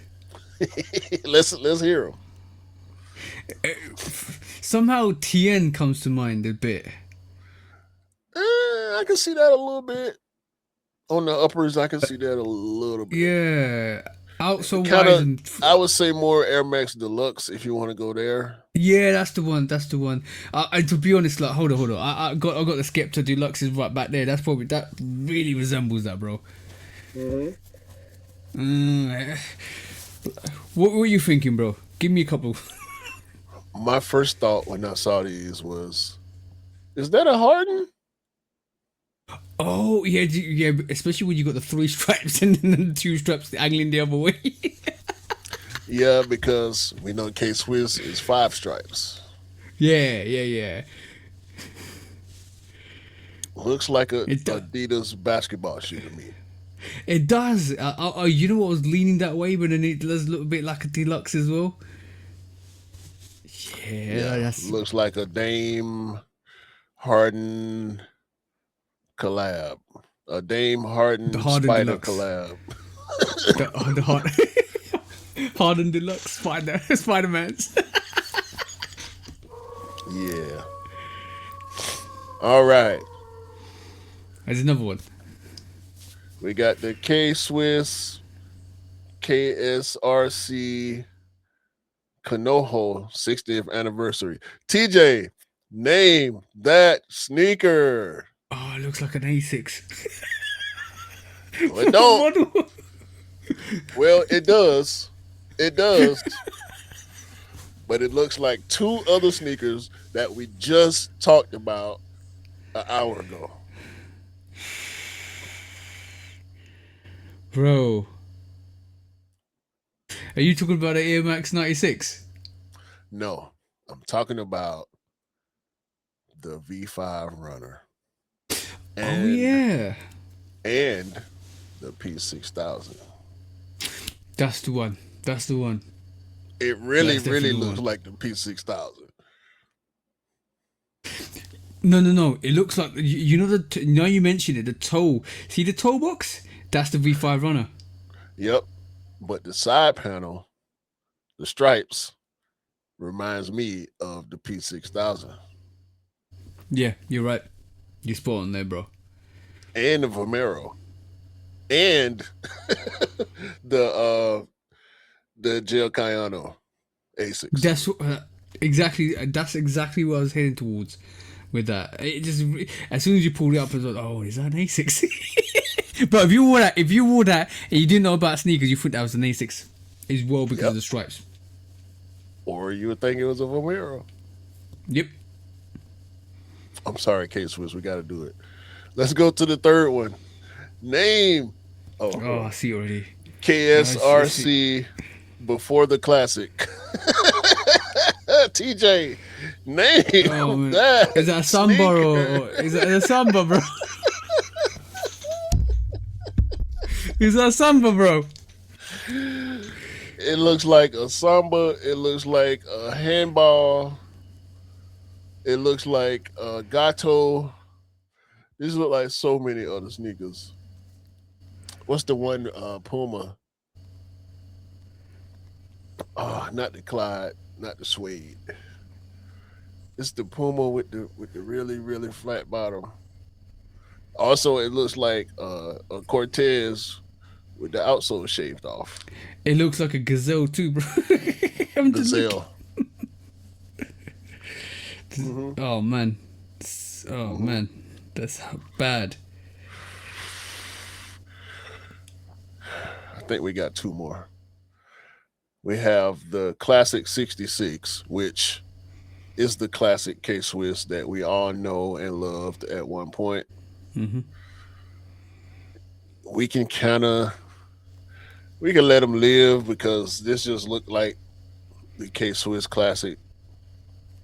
This is the sneaker that when we refer to K-Swiss, what comes to most people's minds, the toe box is unmistakable. I mean, the classic triple white. This is a nice sneaker. I ain't gonna cap on this one. Yeah. I mean, they all nice sneakers. I'm not just shitting all over K-Swiss in that way, but this is the one. Not really. This is the one that I think of when I think of K-Swiss. I see triple white K-Swiss Classic walking through my head. I had a pair. Did I have triple white? I think I had a triple white pair. I also had the a pair with the chunky bottom, which led to the Fila Disruptor. You know what I'm talking about? Yeah. I know what you're talking about. Yeah, so that's the K-Swiss Classic. But we also have the KSRC GSTAAD 60th anniversary. TJ, name that sneaker. Reebok Classics. Ding, ding, ding, ding, ding. This is the Reebok Classic Fila. Yep. Adidas Forum. Yep. The Yeezy Casablancas. Was it Casablancas or? Yeah. Yes. Yes. The netting on the side, in particular, looks just like the netting on the side of Forums, on the medial side of Forums. Matter of fact, Adidas got that on a bunch of sneakers, right? Didn't the NMDs have that? Yeah. And the blue and the red look like NMDs. Oh, I'm correct myself. It's Calabasas, no Casablancas. Yeah, that's the one. Yeezy Calabasas. It actually came from Reebok. Reebok as well, so that's a Reebok silhouette. Same thing. It's all the same thing. Yeah, all them other Yeezys blur together in my mind. I wouldn't have been able to correct you on that either. But yeah, man. I don't know who is in charge of putting together these K-Swiss silhouettes, but I tell you what they are doing. They're looking at everything that all the other brands are doing, and they saying, "Oh, that's working. Bet." Hold my tennis racket. As long as they don't do a what do you call it, a sports mule, you're fine. No Swiss Crocs sports mule, you're fine. If you think you're gonna go on the K-Swiss website and not find a mule with sport mode, you're sadly mistaken. Please don't. I'm willing to bet money, and I don't bet I'm on looking nothing. it up. I'm looking it up. I don't bet on nothing. I'm willing to bet money that K-Swiss got a mule with sport mode on their website somewhere. Yeah, Oh man. yeah. Have they? It's probably Have they? a classic mule or something. Classic 66 mule. They've got the slides, but that's the closest. I'll probably have bro. You never know. Next week you might have a sports mule. K Swiss mule. Hold on. So you about to have me looking now. Oh, K Swiss dual mule. Sports edition. McLaren sponsored. Well, I guess I would have lost that bet. I just searched a mule on the K-Swiss website and I don't see nothing. So Nah, they got slides. But they might. That's the next step. They might. They're seeing it's been popular. I mean, they make pickleball shoes, so I guess they got other markets that they can dig into. But yeah, and that last silhouette is very good for pickleball as well. Flat shoes, bro. I'm about to prove my point right now. I just said when K-Swiss making their sneakers, they looking at every other brand and they saying, "Watch this." This is proof. This sneaker is called the K-Swiss Tubes 200. What is that? on cloud. No, that's a DN. It's a DNA, DNA. but also I agree with that. But also on cloud's got that little feature with hollow tubes all the way through. Is it hollow Right. through? Yeah, it looks like it's hollow through. But they're circular. D in cloud, bro. DNC, the DNC. K-Swiss, y'all ought to be ashamed of yourself. Y'all ought to be ashamed of yourself. See, now I got to go through and find some more shit. I got to find some more now. Bro, they got so many colorways in them shit. And that's not the only version. They got the Tube Sport. It looked more like a DNA. Oh, I see it at the bottom. Oh, that actually looks like a DNA. That does actually look like a DNA. It looks like he's got tractor wheels outside on the like almost like those things circulate like a tractor, bro. Oh, that looks like an on cloud, bro. The Tube Sport that actually looks more like an on cloud than a DNA. Bro, somebody get K-Swiss, man. Somebody get quick K-Swiss, pack them up, and get them out of here. I'm sick of it. I take back my shout out now. I'm taking it back. Next quick strike, man. Oh no, hold on. Okay. I got you. No. I got you right here. Go back. I got you right here. This is the on cloud. Oh. Yeah. Yeah. Square cloud.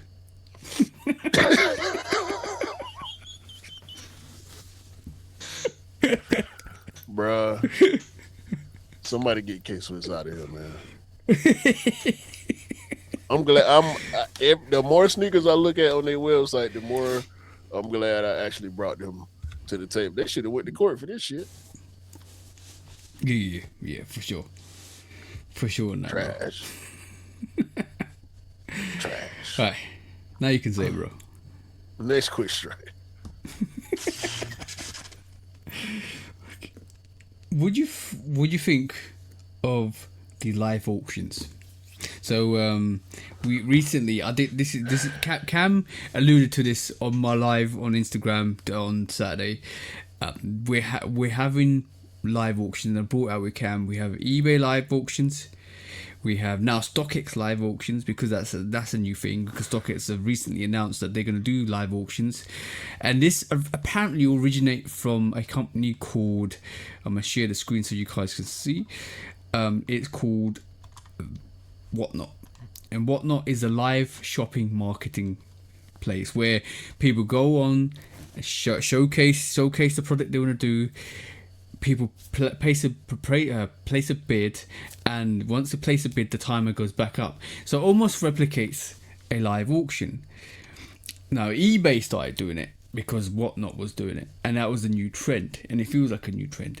And StockX is now starting to do it because that's how they're going to sell the merchandise, and how what they want the people to sell their merchandise as well.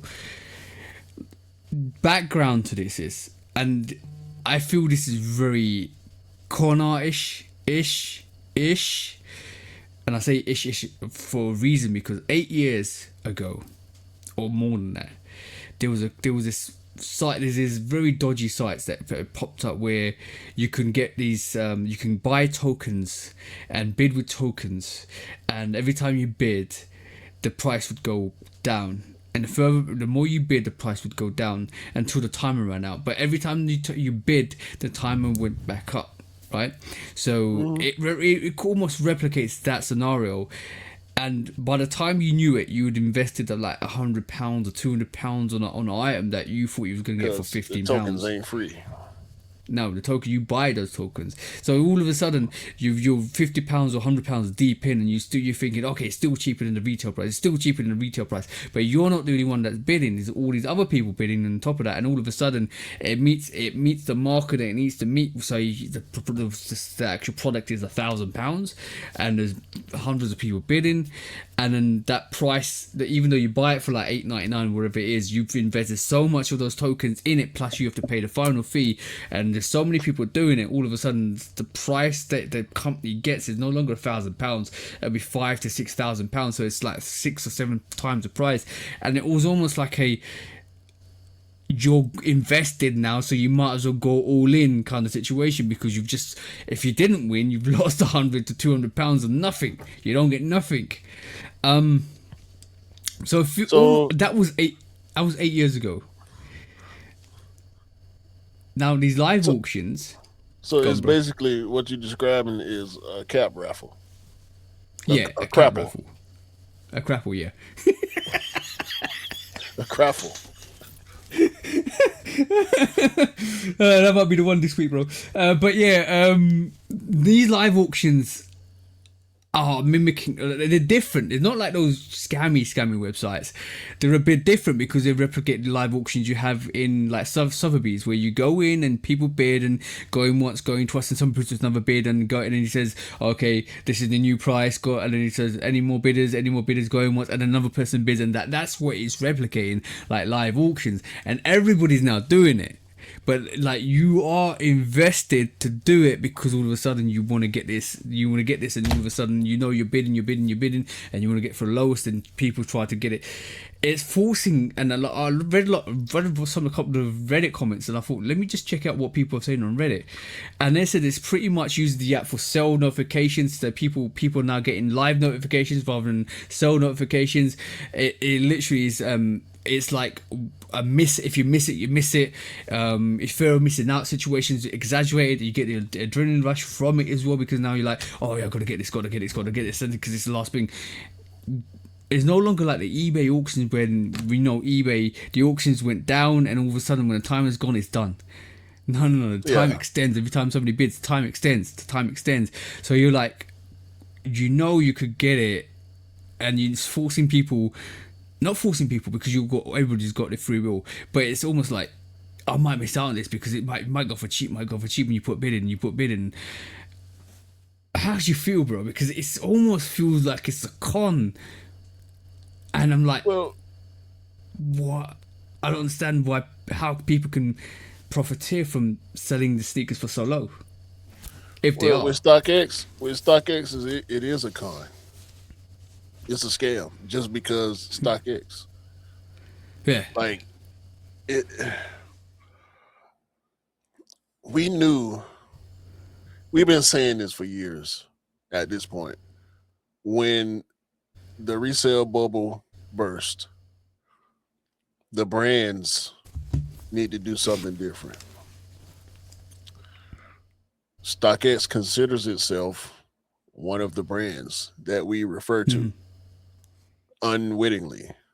Um, when we speak on the brands, we speaking on the sneaker brands, the major sneaker brands, the Nike, the Adidas, the Reebok, the New Balance, so on and so forth.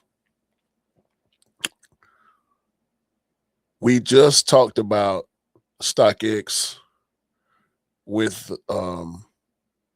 the direct to customer shipping with no authentication. So they found a way around the authentication process, which is bringing their overhead down. We know people still buy resale. We know it's not as much as it used to be. The prices and the frequency is not as much as it used to be, but people still do buy resale. Whether it be from FOMO, whether it be from lack of accessibility, people still do it. Whether it be from nostalgia, whether it be from a come up, people find themselves in a better financial situation, so they want to go back and quote unquote make amends for what they couldn't do. You missed a pair and now you got it, so it's sold out and you go back. Or maybe you didn't know about a pair 2 or 3 years ago and you discovered it, so you go back looking for it. Let's use the example recently now, the bin 23 range. Like if you like, there's 2,300 pairs. If you can't get it, if you can't believe any releases, there's options to get on the resale market. So yeah, resales are, like we always say, an evil necessity or a necessity for some people, because when they miss out pairs, when they can't get pairs, or they miss out on the release, or they can't get the release, they'll go and get the resale. And that's viable. Yeah, you're right, 100%. But even just having StockX attached to it is enough for me to believe it's bad news.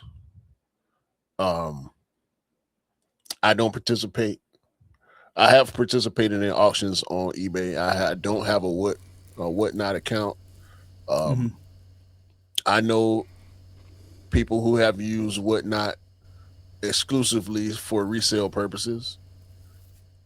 Depending on the demand of whatever they're trying to sell, maybe they get what they want, maybe they don't. That's the nature of whatnot. Same thing with eBay. The difference is with eBay that I know of, because I haven't had a whatnot experience. You can set a low price on eBay, and if you don't get that price through your auction, it'll just cancel everything out. I haven't sold anything. I have bought things on eBay through the auction process, and the auctions are days long. You can set the length of the auction. You can set it to a week. You can set it to 3 days. You can set it to 24 hours. So in that sense, it's a lot different from what happens on whatnot. It seems like StockX is going more for the whatnot program. And I just don't like it, bro. It's everything StockX does seems predatory now to me. For years now, ever since we found out they were selling fake Mocha ones during the Jordan 1 boom, a lot of people bought fake ones. I bought a pair of fake ones from StockX. Yeah, those was it Hyper Orange? Right. And I could tell the whole story again, but it was a mistake. I was pressing buttons too fast. Call it a glitch in the whatever, but I didn't mean to buy it. But when I got it, found out it was fake, they wouldn't let me return it. So it's fuck StockX for me. Oh, I've also heard recently, I think there's a lady that does a lot of reels on YouTube, or reels on YouTube, and she was talking about how somebody sent, you got to take this wherever you want to take it with a pinch of salt, with what allegedly, whatever it is. But allegedly, somebody sent in a real pair of merchandise, not sneakers, just like you was heard a shirt. before, yeah. Your shirt, and then StockX said they couldn't claim it's verified in terms of authentication, and they kept it. And then they just sent it back, and then charged the seller. Said they were going to £15. dispose of it.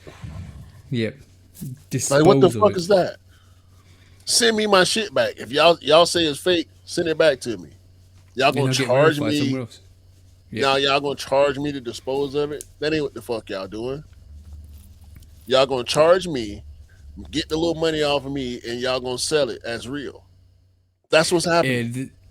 Exactly. You can only trust the middleman is the middleman. You can only trust the middleman as far as you can throw them, and in terms of how trustworthy they are been previously. And previously, we know the reputation of StockX is not that great in terms of the fact that they sold fake pairs of and it's known they sold fake pairs of Jordan 1 mochas. It's not even an allegation. People realize that they're fake pairs. It's a fact. That's a straight fact. And then Nike's also come out and actually sued them for the fact that they can't verify their sneakers, and then yeah, exactly. They won. Yeah, and then this is the reason why StockX actually changed that the authentication or the wording around authentication as we can't authenticate your sneaker, we can't authenticate your merchandise. Like that just shows you the predatory nature of that. And then the Whatnot app, and I think this is a fad. I'm gonna be honest. This is an auction fad that I feel like will dissipate in the next 5 years, because I think that everybody that's doing these live auctions are there to sell their product quite quickly, because obviously they want to get their product is sitting, and the fear of missing out is an advantage to them to actually utilize. I think people will catch on, and I don't think it'll be a thing in the next 5 years. I might be wrong, but that's what I feel about it. In terms of StockX doing it, that's predatory because they're copying the trend. I don't even think eBay and StockX, and I think that TikTok as well is another place where people like kind of sell like live auctions, stuff like that. So I think it's just copying a trend. I done heard a lot of bad things about TikTok auctions. 100%. 100%, bro. It's don't, if you can't trust it, if you're not like, fear of missing out is a huge thing at this moment in time. Like, oh, I'm gonna get it because it's quite cheap, I'm gonna get it. But how do you know what you're getting is legit? And if it's final sale's done and dusted, you ain't getting your money back once you've bought it. How can you verify that? For one, like, somebody's forcing it. You can go in and sell whatever you want, real, fake, and somebody's forcing it down your neck, and all of a sudden you're gonna buy it. And you're going to be stuck with a pair that might be not legit. Like, what are you doing? At least when you eBay auctions, you can actually see it. You can actually ask the seller, "Oh, give me some more pictures. I want to verify it." You can put it through the system before you even buy it. I've known people that bought sneakers off eBay auctions in terms of not buy now, but the auction variation where you've got like 7 days, 11 days, whatever it is, and as soon as it counts down, if the buy now is probably the best way to buy it. It sits there, you know it's there. You can get legit checks. You can do everything to it that before you even get it, and then you got the pictures there, and if it's not the product that you got the pictures for, you can actually send it back and say, eBay, this is not what I bought, this is what I was shown. But how does these lives work? So, like, what you do, like, the fear of missing out is a selling point here. What are we talking about, bro? Like, this is people who are going to pay for product that they don't even know it's verifiedly legit. Bro, I got gypped on the eBay raffle. I'm pretty sure you remember the top 3 Jordan 1s. Yeah. Put them up for a raffle. Great price. Maybe 10 people bid, all under market value. I ended up winning the raffle, and the dude canceled the sale. And eBay could do nothing about it. So you can't trust any of these platforms 100%. I don't trust eBay 100%. But the thing is, with eBay, it's easier for me to believe that my issue is with the seller. The issue only becomes with eBay in a situation where they're not trying to help you get justice. If you buy something that's supposed to be authentic, come to find out it's not, if they don't help you get your money back, then the problem is with eBay. Shout out to Anish, Jamie, and all the bros, if you have a package that gets stolen or misdelivered or something like that, then the problem is with the platform and the shipper. But most of the time with eBay, the issue is from the seller and or the buyer, depending on what side of the scam you on. But with StockX, you can't trust the platform itself. The customer service is historically trash. The way they market things is trash. Like, that's why I can't. Some of my favorite people in the sneaker community, on the community side, have signed up for deals with StockX. I don't even want to rock with you no more now, because I feel like you're working for the man now. That's like being a drug dealer and your buddy you used to sell dope with go become a cop. You can't hang with me now. You know what I'm saying? It's counteractive to the way we came in.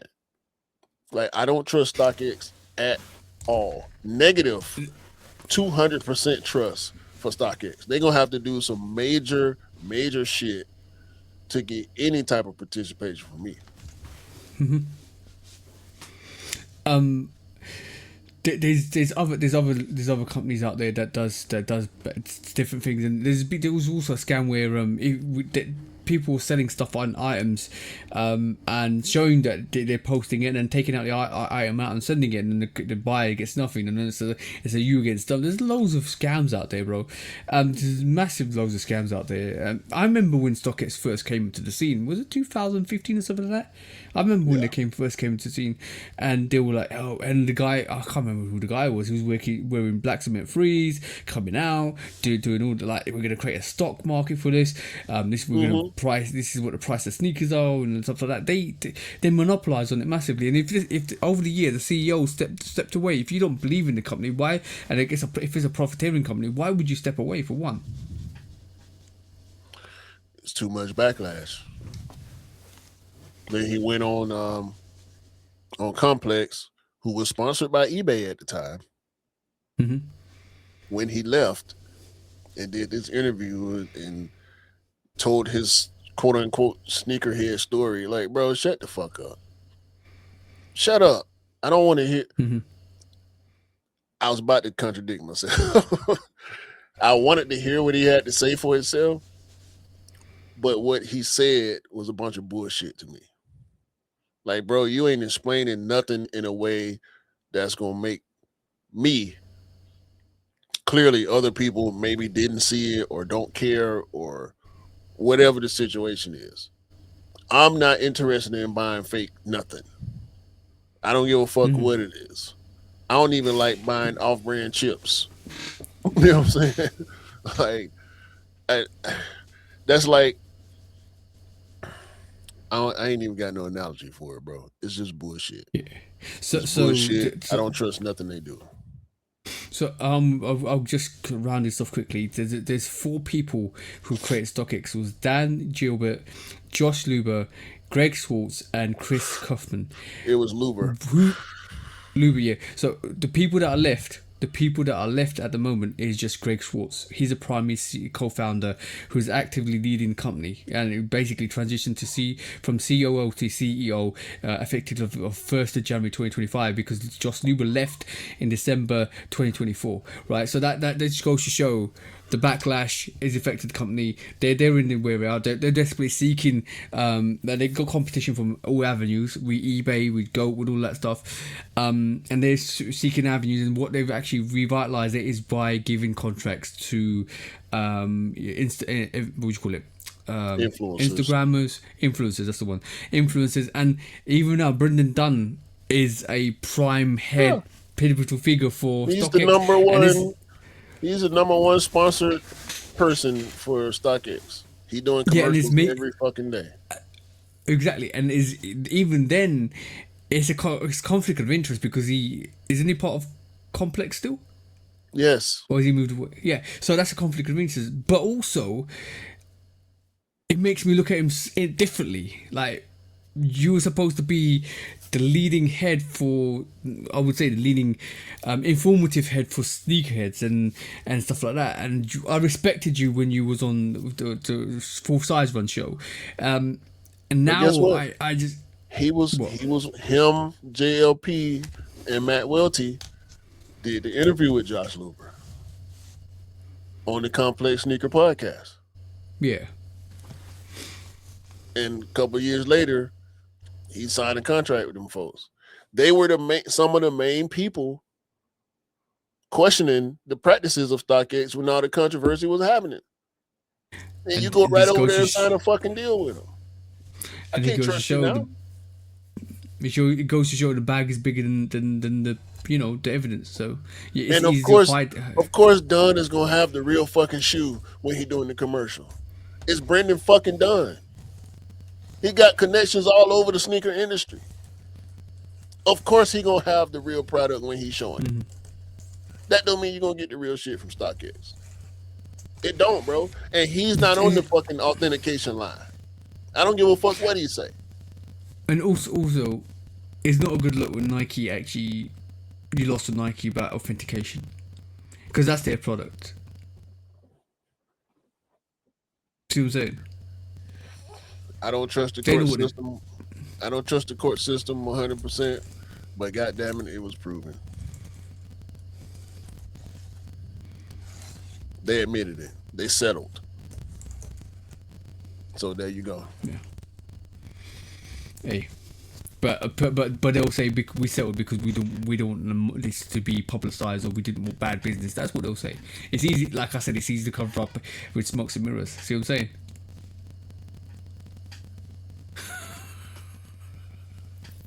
We're not dumb. We're not dumb, bro. But him, like, members of Complex signing to StockX is just for me, it feels like a sellout. And that's the truth. I feel like they're sold out, especially when they had so many questions to answer them at Oxfam, and especially the fact that they had so many controversies, and then you sign up to that.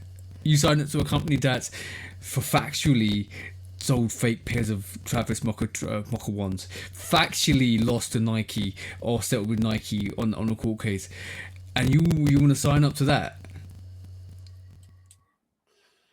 How can I trust you after that? All money ain't good money.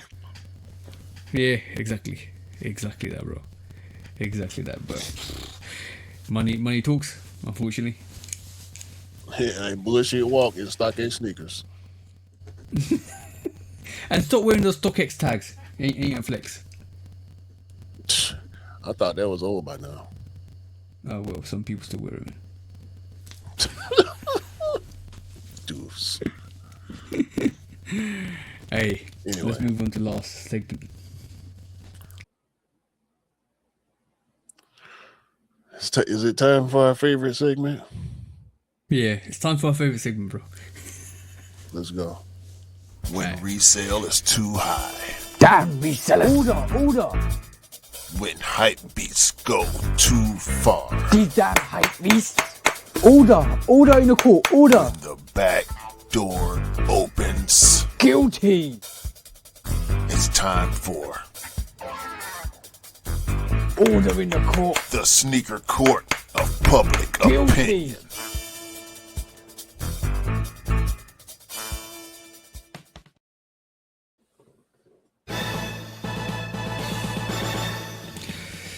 Guilty! Welcome back to Sneaker Court of Public Opinion with me, Judge Public Opinion and Executioner. This week, we saw something on the social platforms from the one, the only Rejuvenator.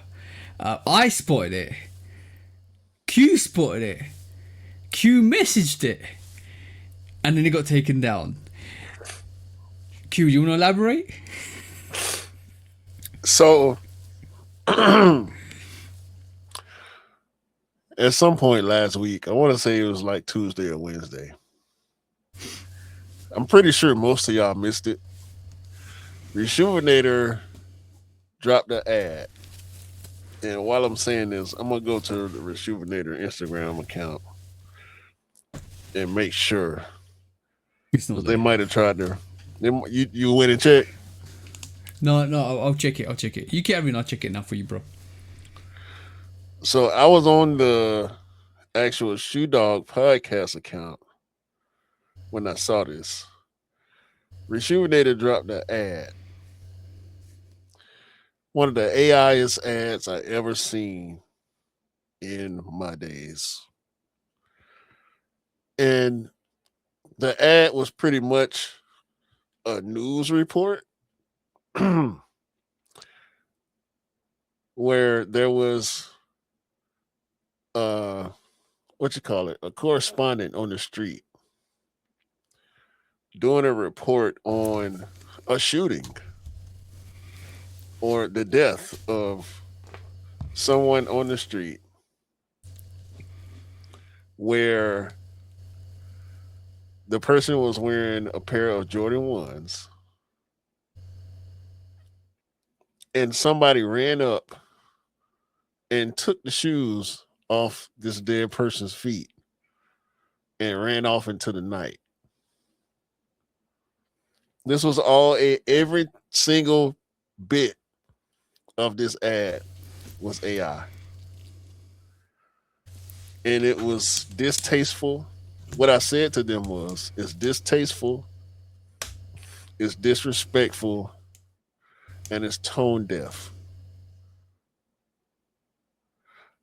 I will, from this point forward, be buying my shoe cleaning products from somewhere else.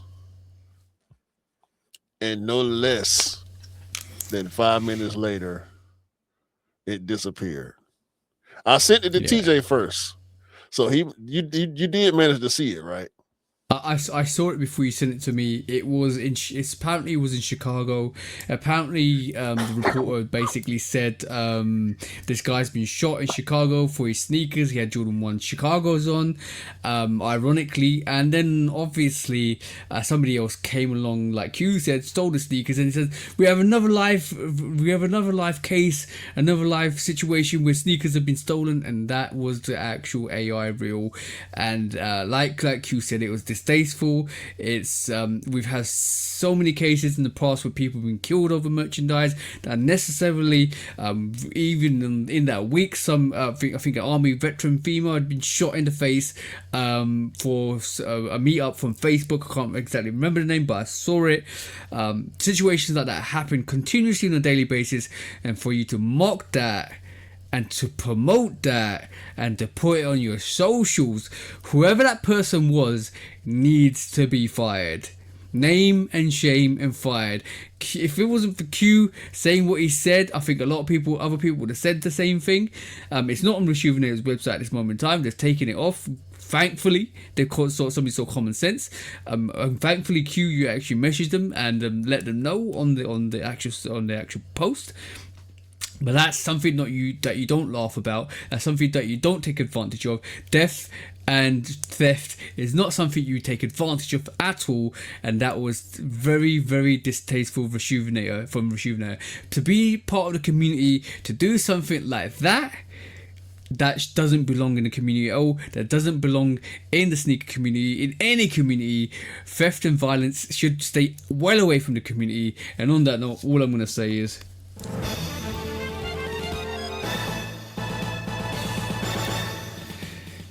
guilty for being absolutely distasteful, and I hope anybody that saw that would actually buy their products from somewhere else. And I'm just want to let you know, you are the influencers, you are the mechanism of change, and only you can promote that change through abandonment of companies that do stupidness like that. Anything you want to say, bro? Nah. Yeah, shame on y'all, Rejuvenator. This is supposedly one of them companies where the people who started it, the people who run it, are members of the community, but it don't seem like it based on that ad, bro. Y'all just played yourself. It ain't like I'm spending thousands of dollars with Rejuvenator every year. However, y'all done lost a customer, and we know bad news spreads much faster than good news. And based on us giving y'all this guilty verdict here on this pod, hopefully everybody who's listening to this right now will reconsider what company they go to buy cleaning products for their sneakers. Yeah. If anybody's got that clip, please send us the clip. We would showcase it and tell you what not to do, especially with AI and FAI as well. Well, I was only the third person on the comments, so I doubt if many people saw it. If that many people did see it, they didn't care to leave a comment. They probably clicked off of it or maybe unfollowed or whatever, bro. That was some nasty shit, Rashul. And y'all deserve whatever the fuck y'all get from it. That's what y'all made. That's what y'all decided to post on y'all platforms. And shame on y'all. Yeah, exactly that. No more to say, bro. That's terrible. Absolutely terrible behavior. Trash. When resale is too high. Damn resellers. Order. When hype beats go too far. These damn hype beasts. Order in the court. Order. The back door opens. Guilty. It's time for Order in the court. the sneaker court of public Guilty. opinion.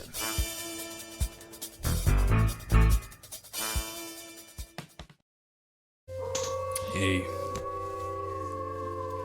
Sometimes you can't see common sense until it hits you in the face with a comment. Bruh, I don't know why it took me to say something for them to realize that was some dumbass shit to do. That's some of the dumbest shit I seen from a brand in years, bro. A very respectable brand as well. Very respectable brand. Yeah. Put that? I thought they got hacked. I mean,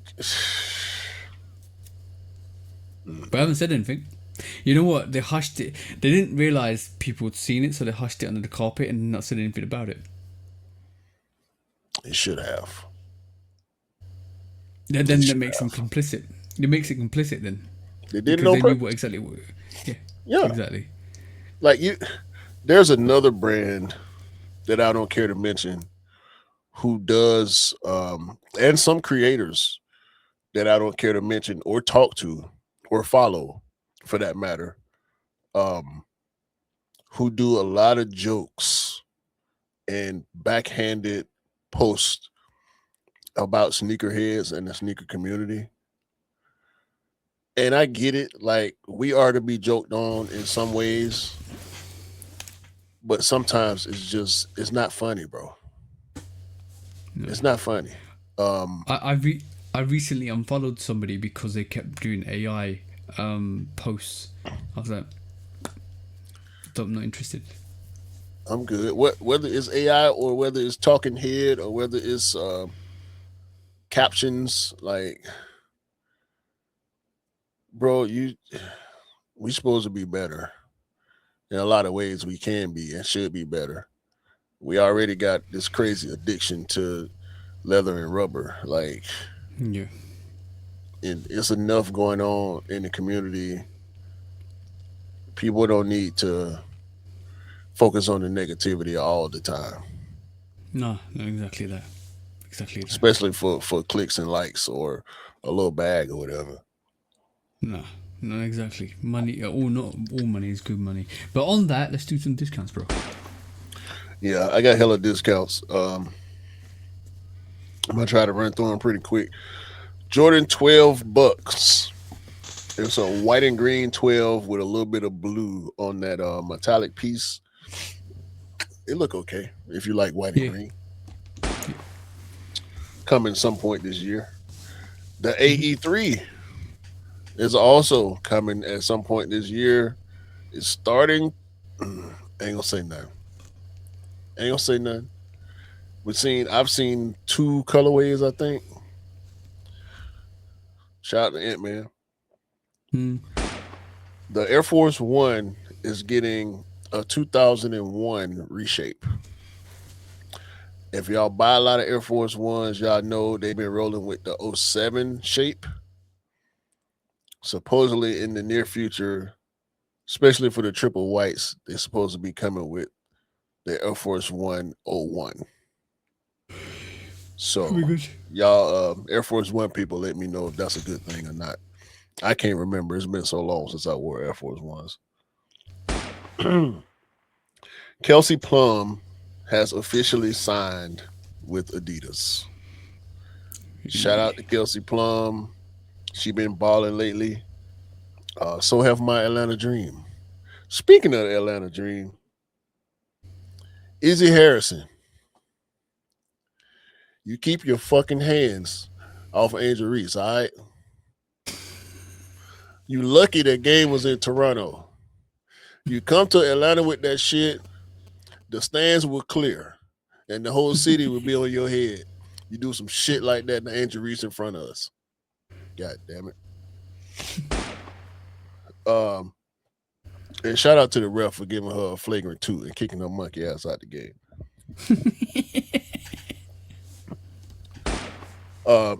We talked about the Ben 3s earlier. The Ben 4s are scheduled for December 2026. So far, might get pushed back. We know how that works.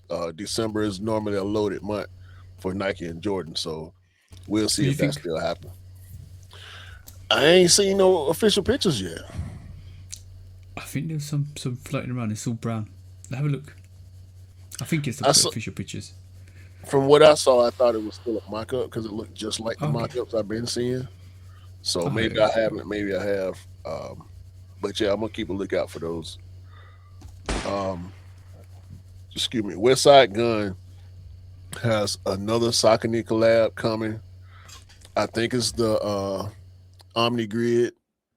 It's called Awesome Gods. If you go look around, you can see them. If you're into Saucony, pretty sure they're gonna be hard to get. So shout out to Westside Gun and Saucony. Ralph Lauren Polo has done an ad featuring a skateboard. I don't know if that means they're about to try to get into the skating scene or if that was just tasteful in their opinion. Dude was wearing a white button-down shirt, same white button-down shirt I got in the closet. So I don't know if that means anything or not, but it was a Polo ad, so it came to my phone. Okay. But by the way, shout out to all the bros that actually mentioned the polo shirts and stuff like that from Real last week. Polo's prices have gone sky high because of how popular they are recently. So yeah, it's just inflation, normal inflation. I mean, collar shirts like $100 now. They used to be like 60, 70 back in the day. So it is what it is. Buy what you like. Yeah. Wired, the media outlet Wired, pressed Meta, and Meta refused to answer certain questions, which led to them pulling back on the facial recognition system that they were planning on rolling out with the Meta glasses. So it may be a little safer for people to use their Meta glasses now. I see you looking around for your pair. Bro. It might be safe for you to turn them back on now. These are still here. I've not turned these on for the last 2 years, if I'm honest. Yeah. So shout out to Wired for pressing Meta on that. Hopefully they stick to it. That is Meta abandoning that facial recognition shit because it's nasty work. Yeah. JD Sports is dropping the Billionaire Boys Club license. It's up for sale. BBC is not as popular as it once was in the streetwear culture.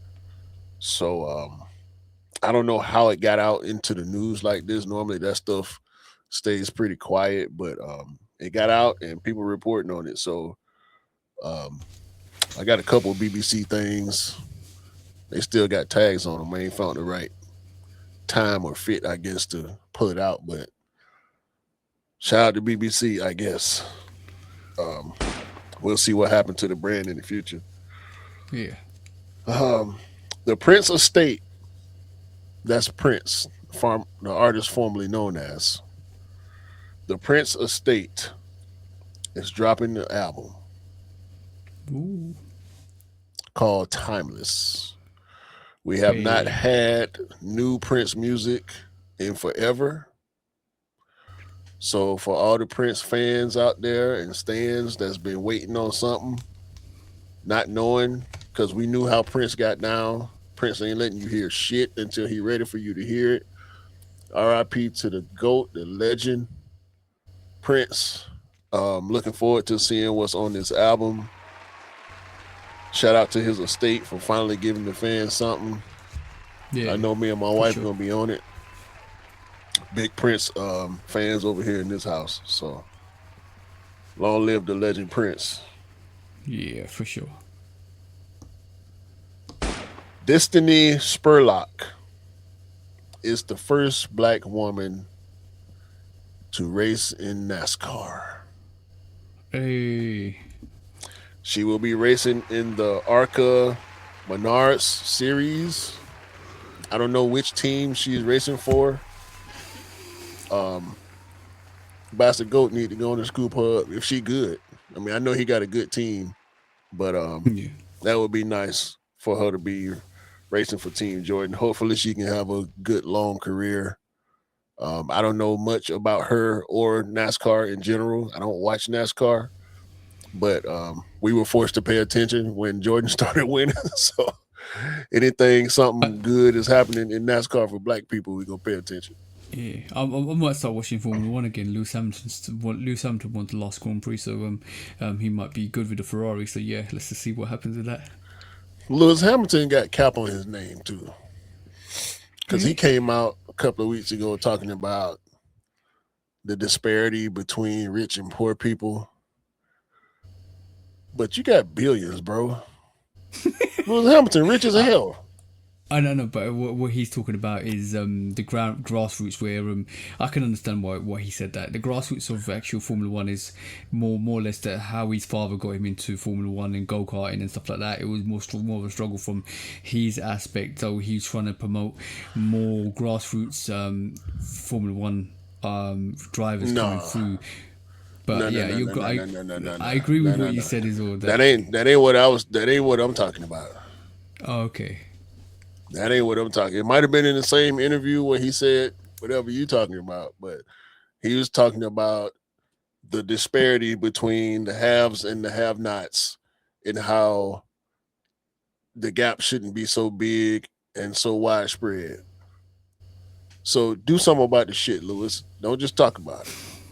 That's all I'm saying. I ain't saying he was lying or that ain't how he really feel, because he said it. Hopefully people ain't running around just saying shit they don't believe. I don't want to believe that about Lewis Hamilton, but I also know Lewis Hamilton is attached to some things that I don't support. Okay.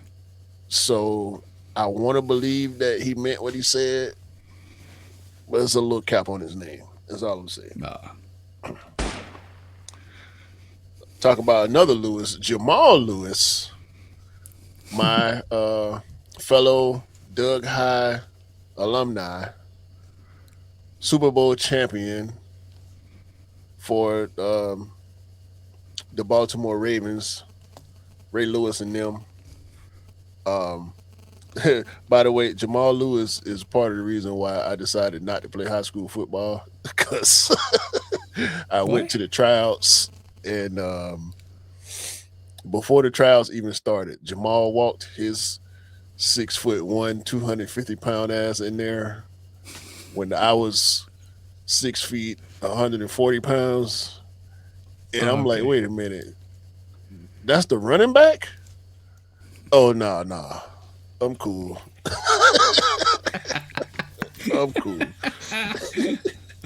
So shout out to Jamal Lewis.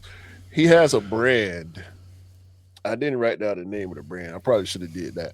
But he got a commercial floating around on social media where he's showing these sneaker bags that they created. I want to find it now real quick. Oh, where is it? Where is it? Where is it? Where is it?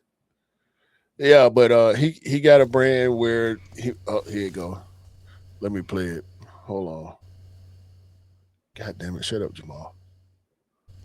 Let me play it. I'm sorry, bro. I know I'm prolonging the discounts. Listen. Here we go.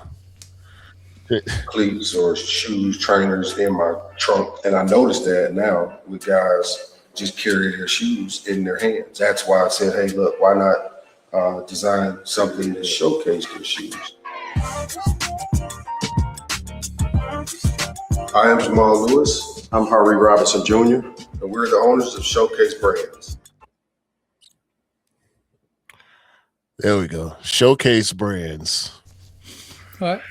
Where they make shoe bags where you can see the shoes inside the bag.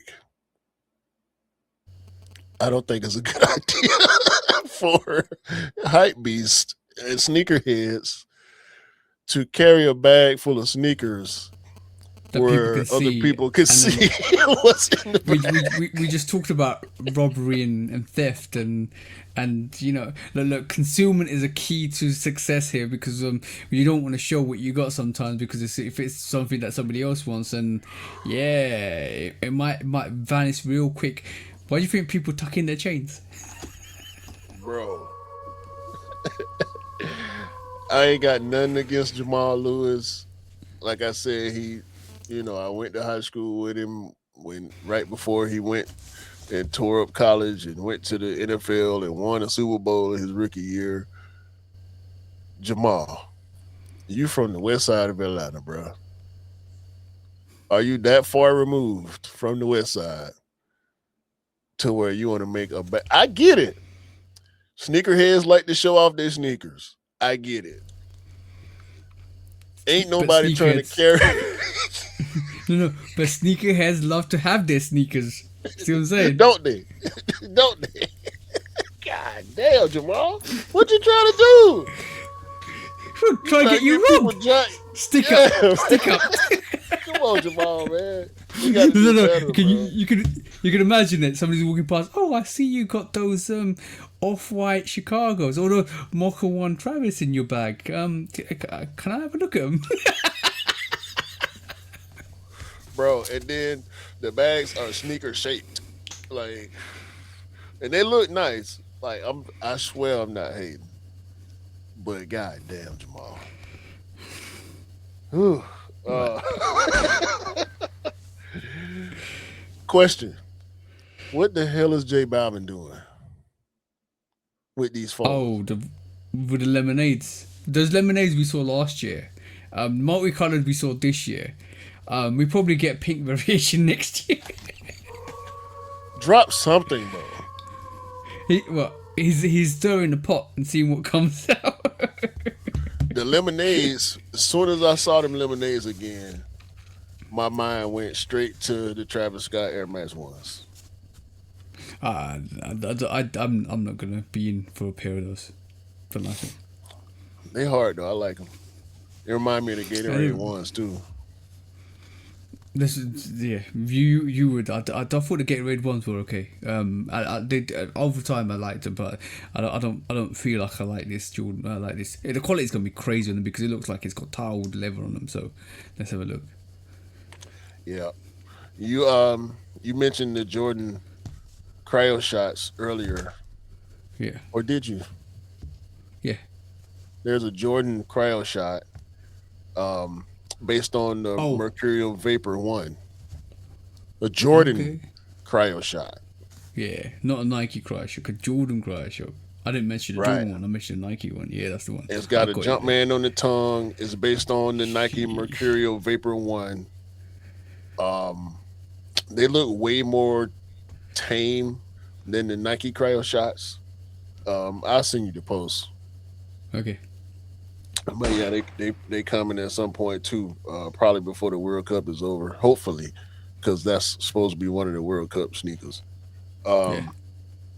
PG Lang, TJ's favorite record label, has a new artist, Imani. I saw that. And for some reason, people up in arms about an artist that they never heard of. Why? See, let me explain something to y'all. If you're younger and you're listening to this pod or watching this pod, before the internet, artists used to actually get signed before you knew who they were.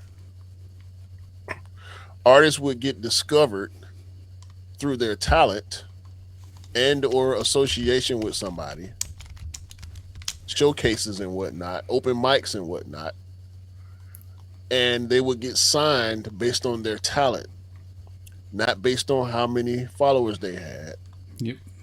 not based on how much influence they have. That's a new thing. Yeah. Having to have a certain amount of followers and sales to get a deal is new. Kendrick Yeah. does things differently. If you ain't does it- noticed, Does it the old Go ahead. school way? He Yeah. does it the old school way. And she's a R&B singer, artist, alternative obvious. So be what you want. He's Kendrick's doing what he's doing, and ironically, a lot of people put some heat behind the album name because it was called Paper Cuts, and one of the lyrics that people apparently saying is I've got paper cuts, and in one of the lyrics, so the people putting, I don't know, 2 + 3 together and getting 8. I don't know what's happening, but yeah, there's a lot of rumors with PG Lang at the moment. Especially with Kendrick coming out and Dave Free coming out on reattaching his socials on Instagram and coming out with a few comments, and obviously Hitter J Free saying stuff as well. So yeah, we can expect more from PG Lang very soon. So look out for that. and Punch went on the Joe Budden podcast and dispelled a bunch of rumors too, a couple of months ago, before Old Boy album came out, saying how everything is still cool between Kendrick and TDE. Like, I don't know why y'all would think otherwise. So y'all, if you don't understand how things used to go, I get it. But it's nothing new for a brand new artist to put. She's not a plant. She's not AI. She's a signed artist. She signed before she had a following, and she make dope music. And the whole ridicule about Dolce being a plant is all like, did you not follow Dolce's career? Like, what the f you talking about? They just don't know, bro. They fail to Yeah, do exactly. research. Everybody want everything given to them. If it don't pop up on their Exactly. timeline, they don't know. And it's the same people that are supposed to be know about music that don't know about music, talk the most shit about music. They don't, The bro. fuck are we talking about? They don't know shit. Exactly. It's a good Yeah, a sidetrack. few more. Devin Booker, who we talked about last week, shout out the book, has another book too called Just Book. And it looks like the blue Jordan 2 Just Done. Ooh, now I'm interested. Yeah. A Google director has resigned over the association to the U.S. military and military contracts that Google is signing to use Google technology in collaboration with the U.S. military. Round of applause. I get it.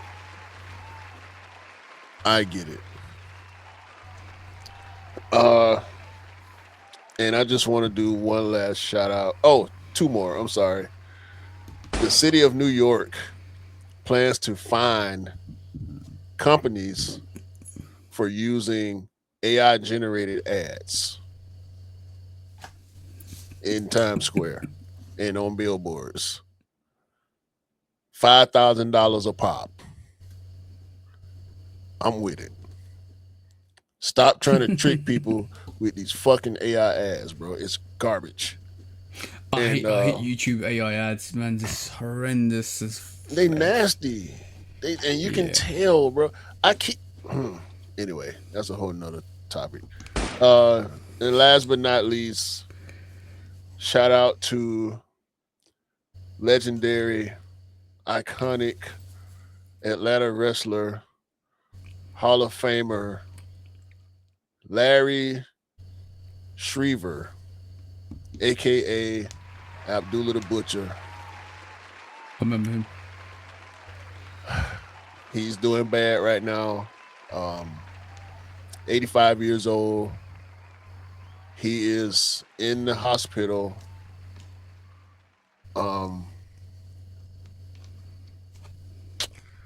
Suffering from bed sores and other life-threatening complications to his body. Shit.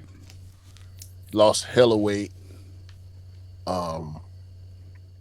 If you see him, he don't look like Abdullah the Butcher no more.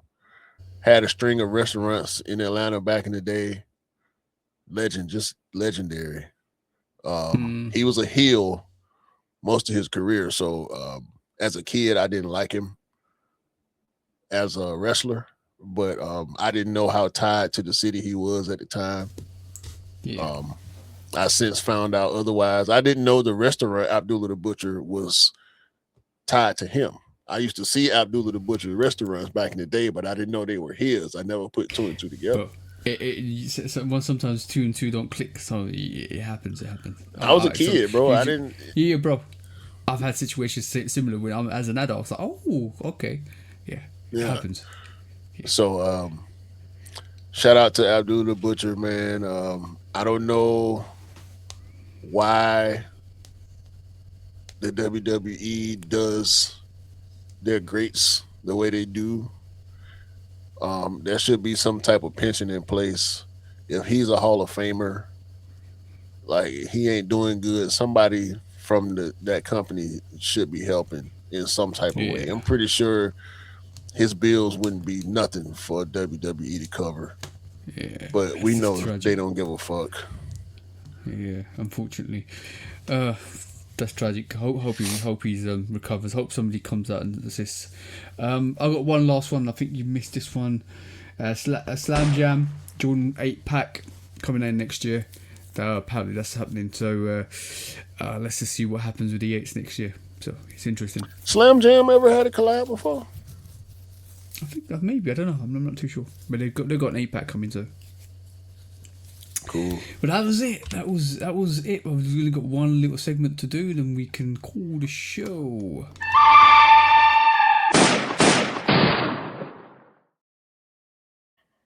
The good, the bad, the ugly this week. The good this week is all of the rebuttals for AI. We saw Nintendo put aside a contract for non-AI. We saw a couple of people leave about AI, for using AI into the military, which is great. We've seen so much backlash with AI. Shuvinator, this is bad for you. The fact that actually this is the ugly for you this week. I'm doing the ugly before I do the bad, because the ugly this week is Shuvinator with an absolutely horrendous, distasteful AI advert. It doesn't belong in the industry. It shouldn't belong in the industry. And AI, I'm glad, is actually starting to burst the bubble. And it feels like a lot of companies and businesses are leaving AI for the fact that it's costing too much. And the bad this week is Swiss. Was it K-Swiss? Sorry. K-Swiss. You copy and paste. K-Swiss with your copy and paste. Bullshit. KOPY and paste. That's the one, bro.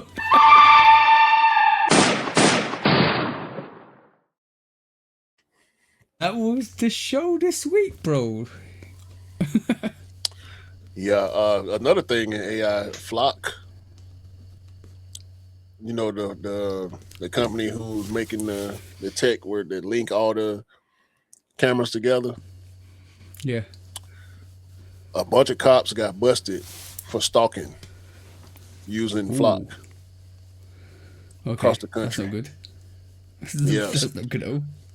Stalking their ex-girlfriends and checking license plates and locations and all that, bro. Isn't that this AI shit? I'm telling y'all, bro. I've been saying this shit for the longest, dog. It's abuse of power. That's a massive abuse of power. It's an invasion of privacy. It's surveillance state. It's fucking Big Brother. Like no one deserves to be the oracle in that way, bro. This is not the Minority Report. No. It's too much over surveillance, and it's not. You know what it is? It's paranoia at its finest because you don't trust the people that are in your state. That's ridiculous. Let the people live. Florida sued Sam Altman for some AI shit. Micromanagement is that's micromanaging at its highest level, bro. Highest level, and then the thing is they'll claim it as monitoring terrorism. What terrorism? Like if you don't do a good job, obviously people are going to rebel against you. So what are you doing? Yeah, man. Shout out to the Atlanta Braves, the hottest team in baseball, kicking all y'all asses. We be losing here and there, but we be kicking y'all ass when we win, boy. Ronald Acuna is back. It's up for y'all in the NL. I'm telling you, I'm gonna be quiet. For now. Shout out to all the bros. It's more people to shout out now. I ain't gonna remember all y'all. I have to go into my messages and my mentions to be able to shout out everybody. Yeah. But shout out everybody. We're looking forward to the guests we got coming in the next weeks and months ahead. We're getting back on our guest stroll. We're getting back to dropping weekly. We're getting back to posting reels. Get in the comments, man. Share the pod. If you enjoy the pod, share the pod, please. And all y'all with these private accounts, open your goddamn account. Put up a picture if you're going to talk shit in the comments, all right? That go for YouTube, Instagram, what's the TikTok and all that. Yeah. Put a picture up. Don't talk crazy behind a picture of some cats or a piano or some shit. Show your face. Show your profile. Yeah. Exactly. If you say something stupid, they ain't gonna try to follow you anyway. Be a man. Be a man. Or a woman or whoever you're gonna comment. Like just say it with your chest. That's the one. Say it with your chest. That's the thing. The women who comment, their profiles be wide open most of the time. Yeah. Be a man. Stop wearing fucking rhinestones. Y'all complain when Bad Boy and them was wearing the shiny suits and shit, and y'all out here bedazzled.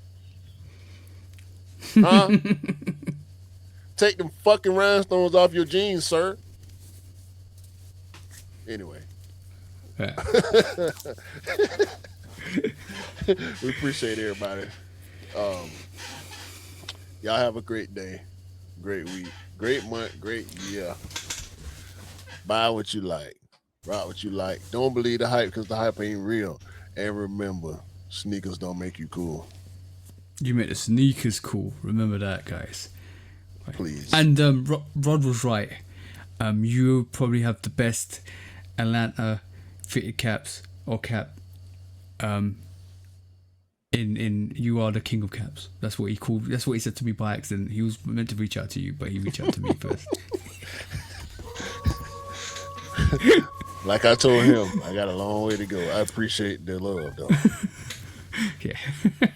I just keep them clean. You know what I'm talking about? Yeah, exactly that. Rod, I'm TJ, and that's Q. That's just Q. Get right. Peace out.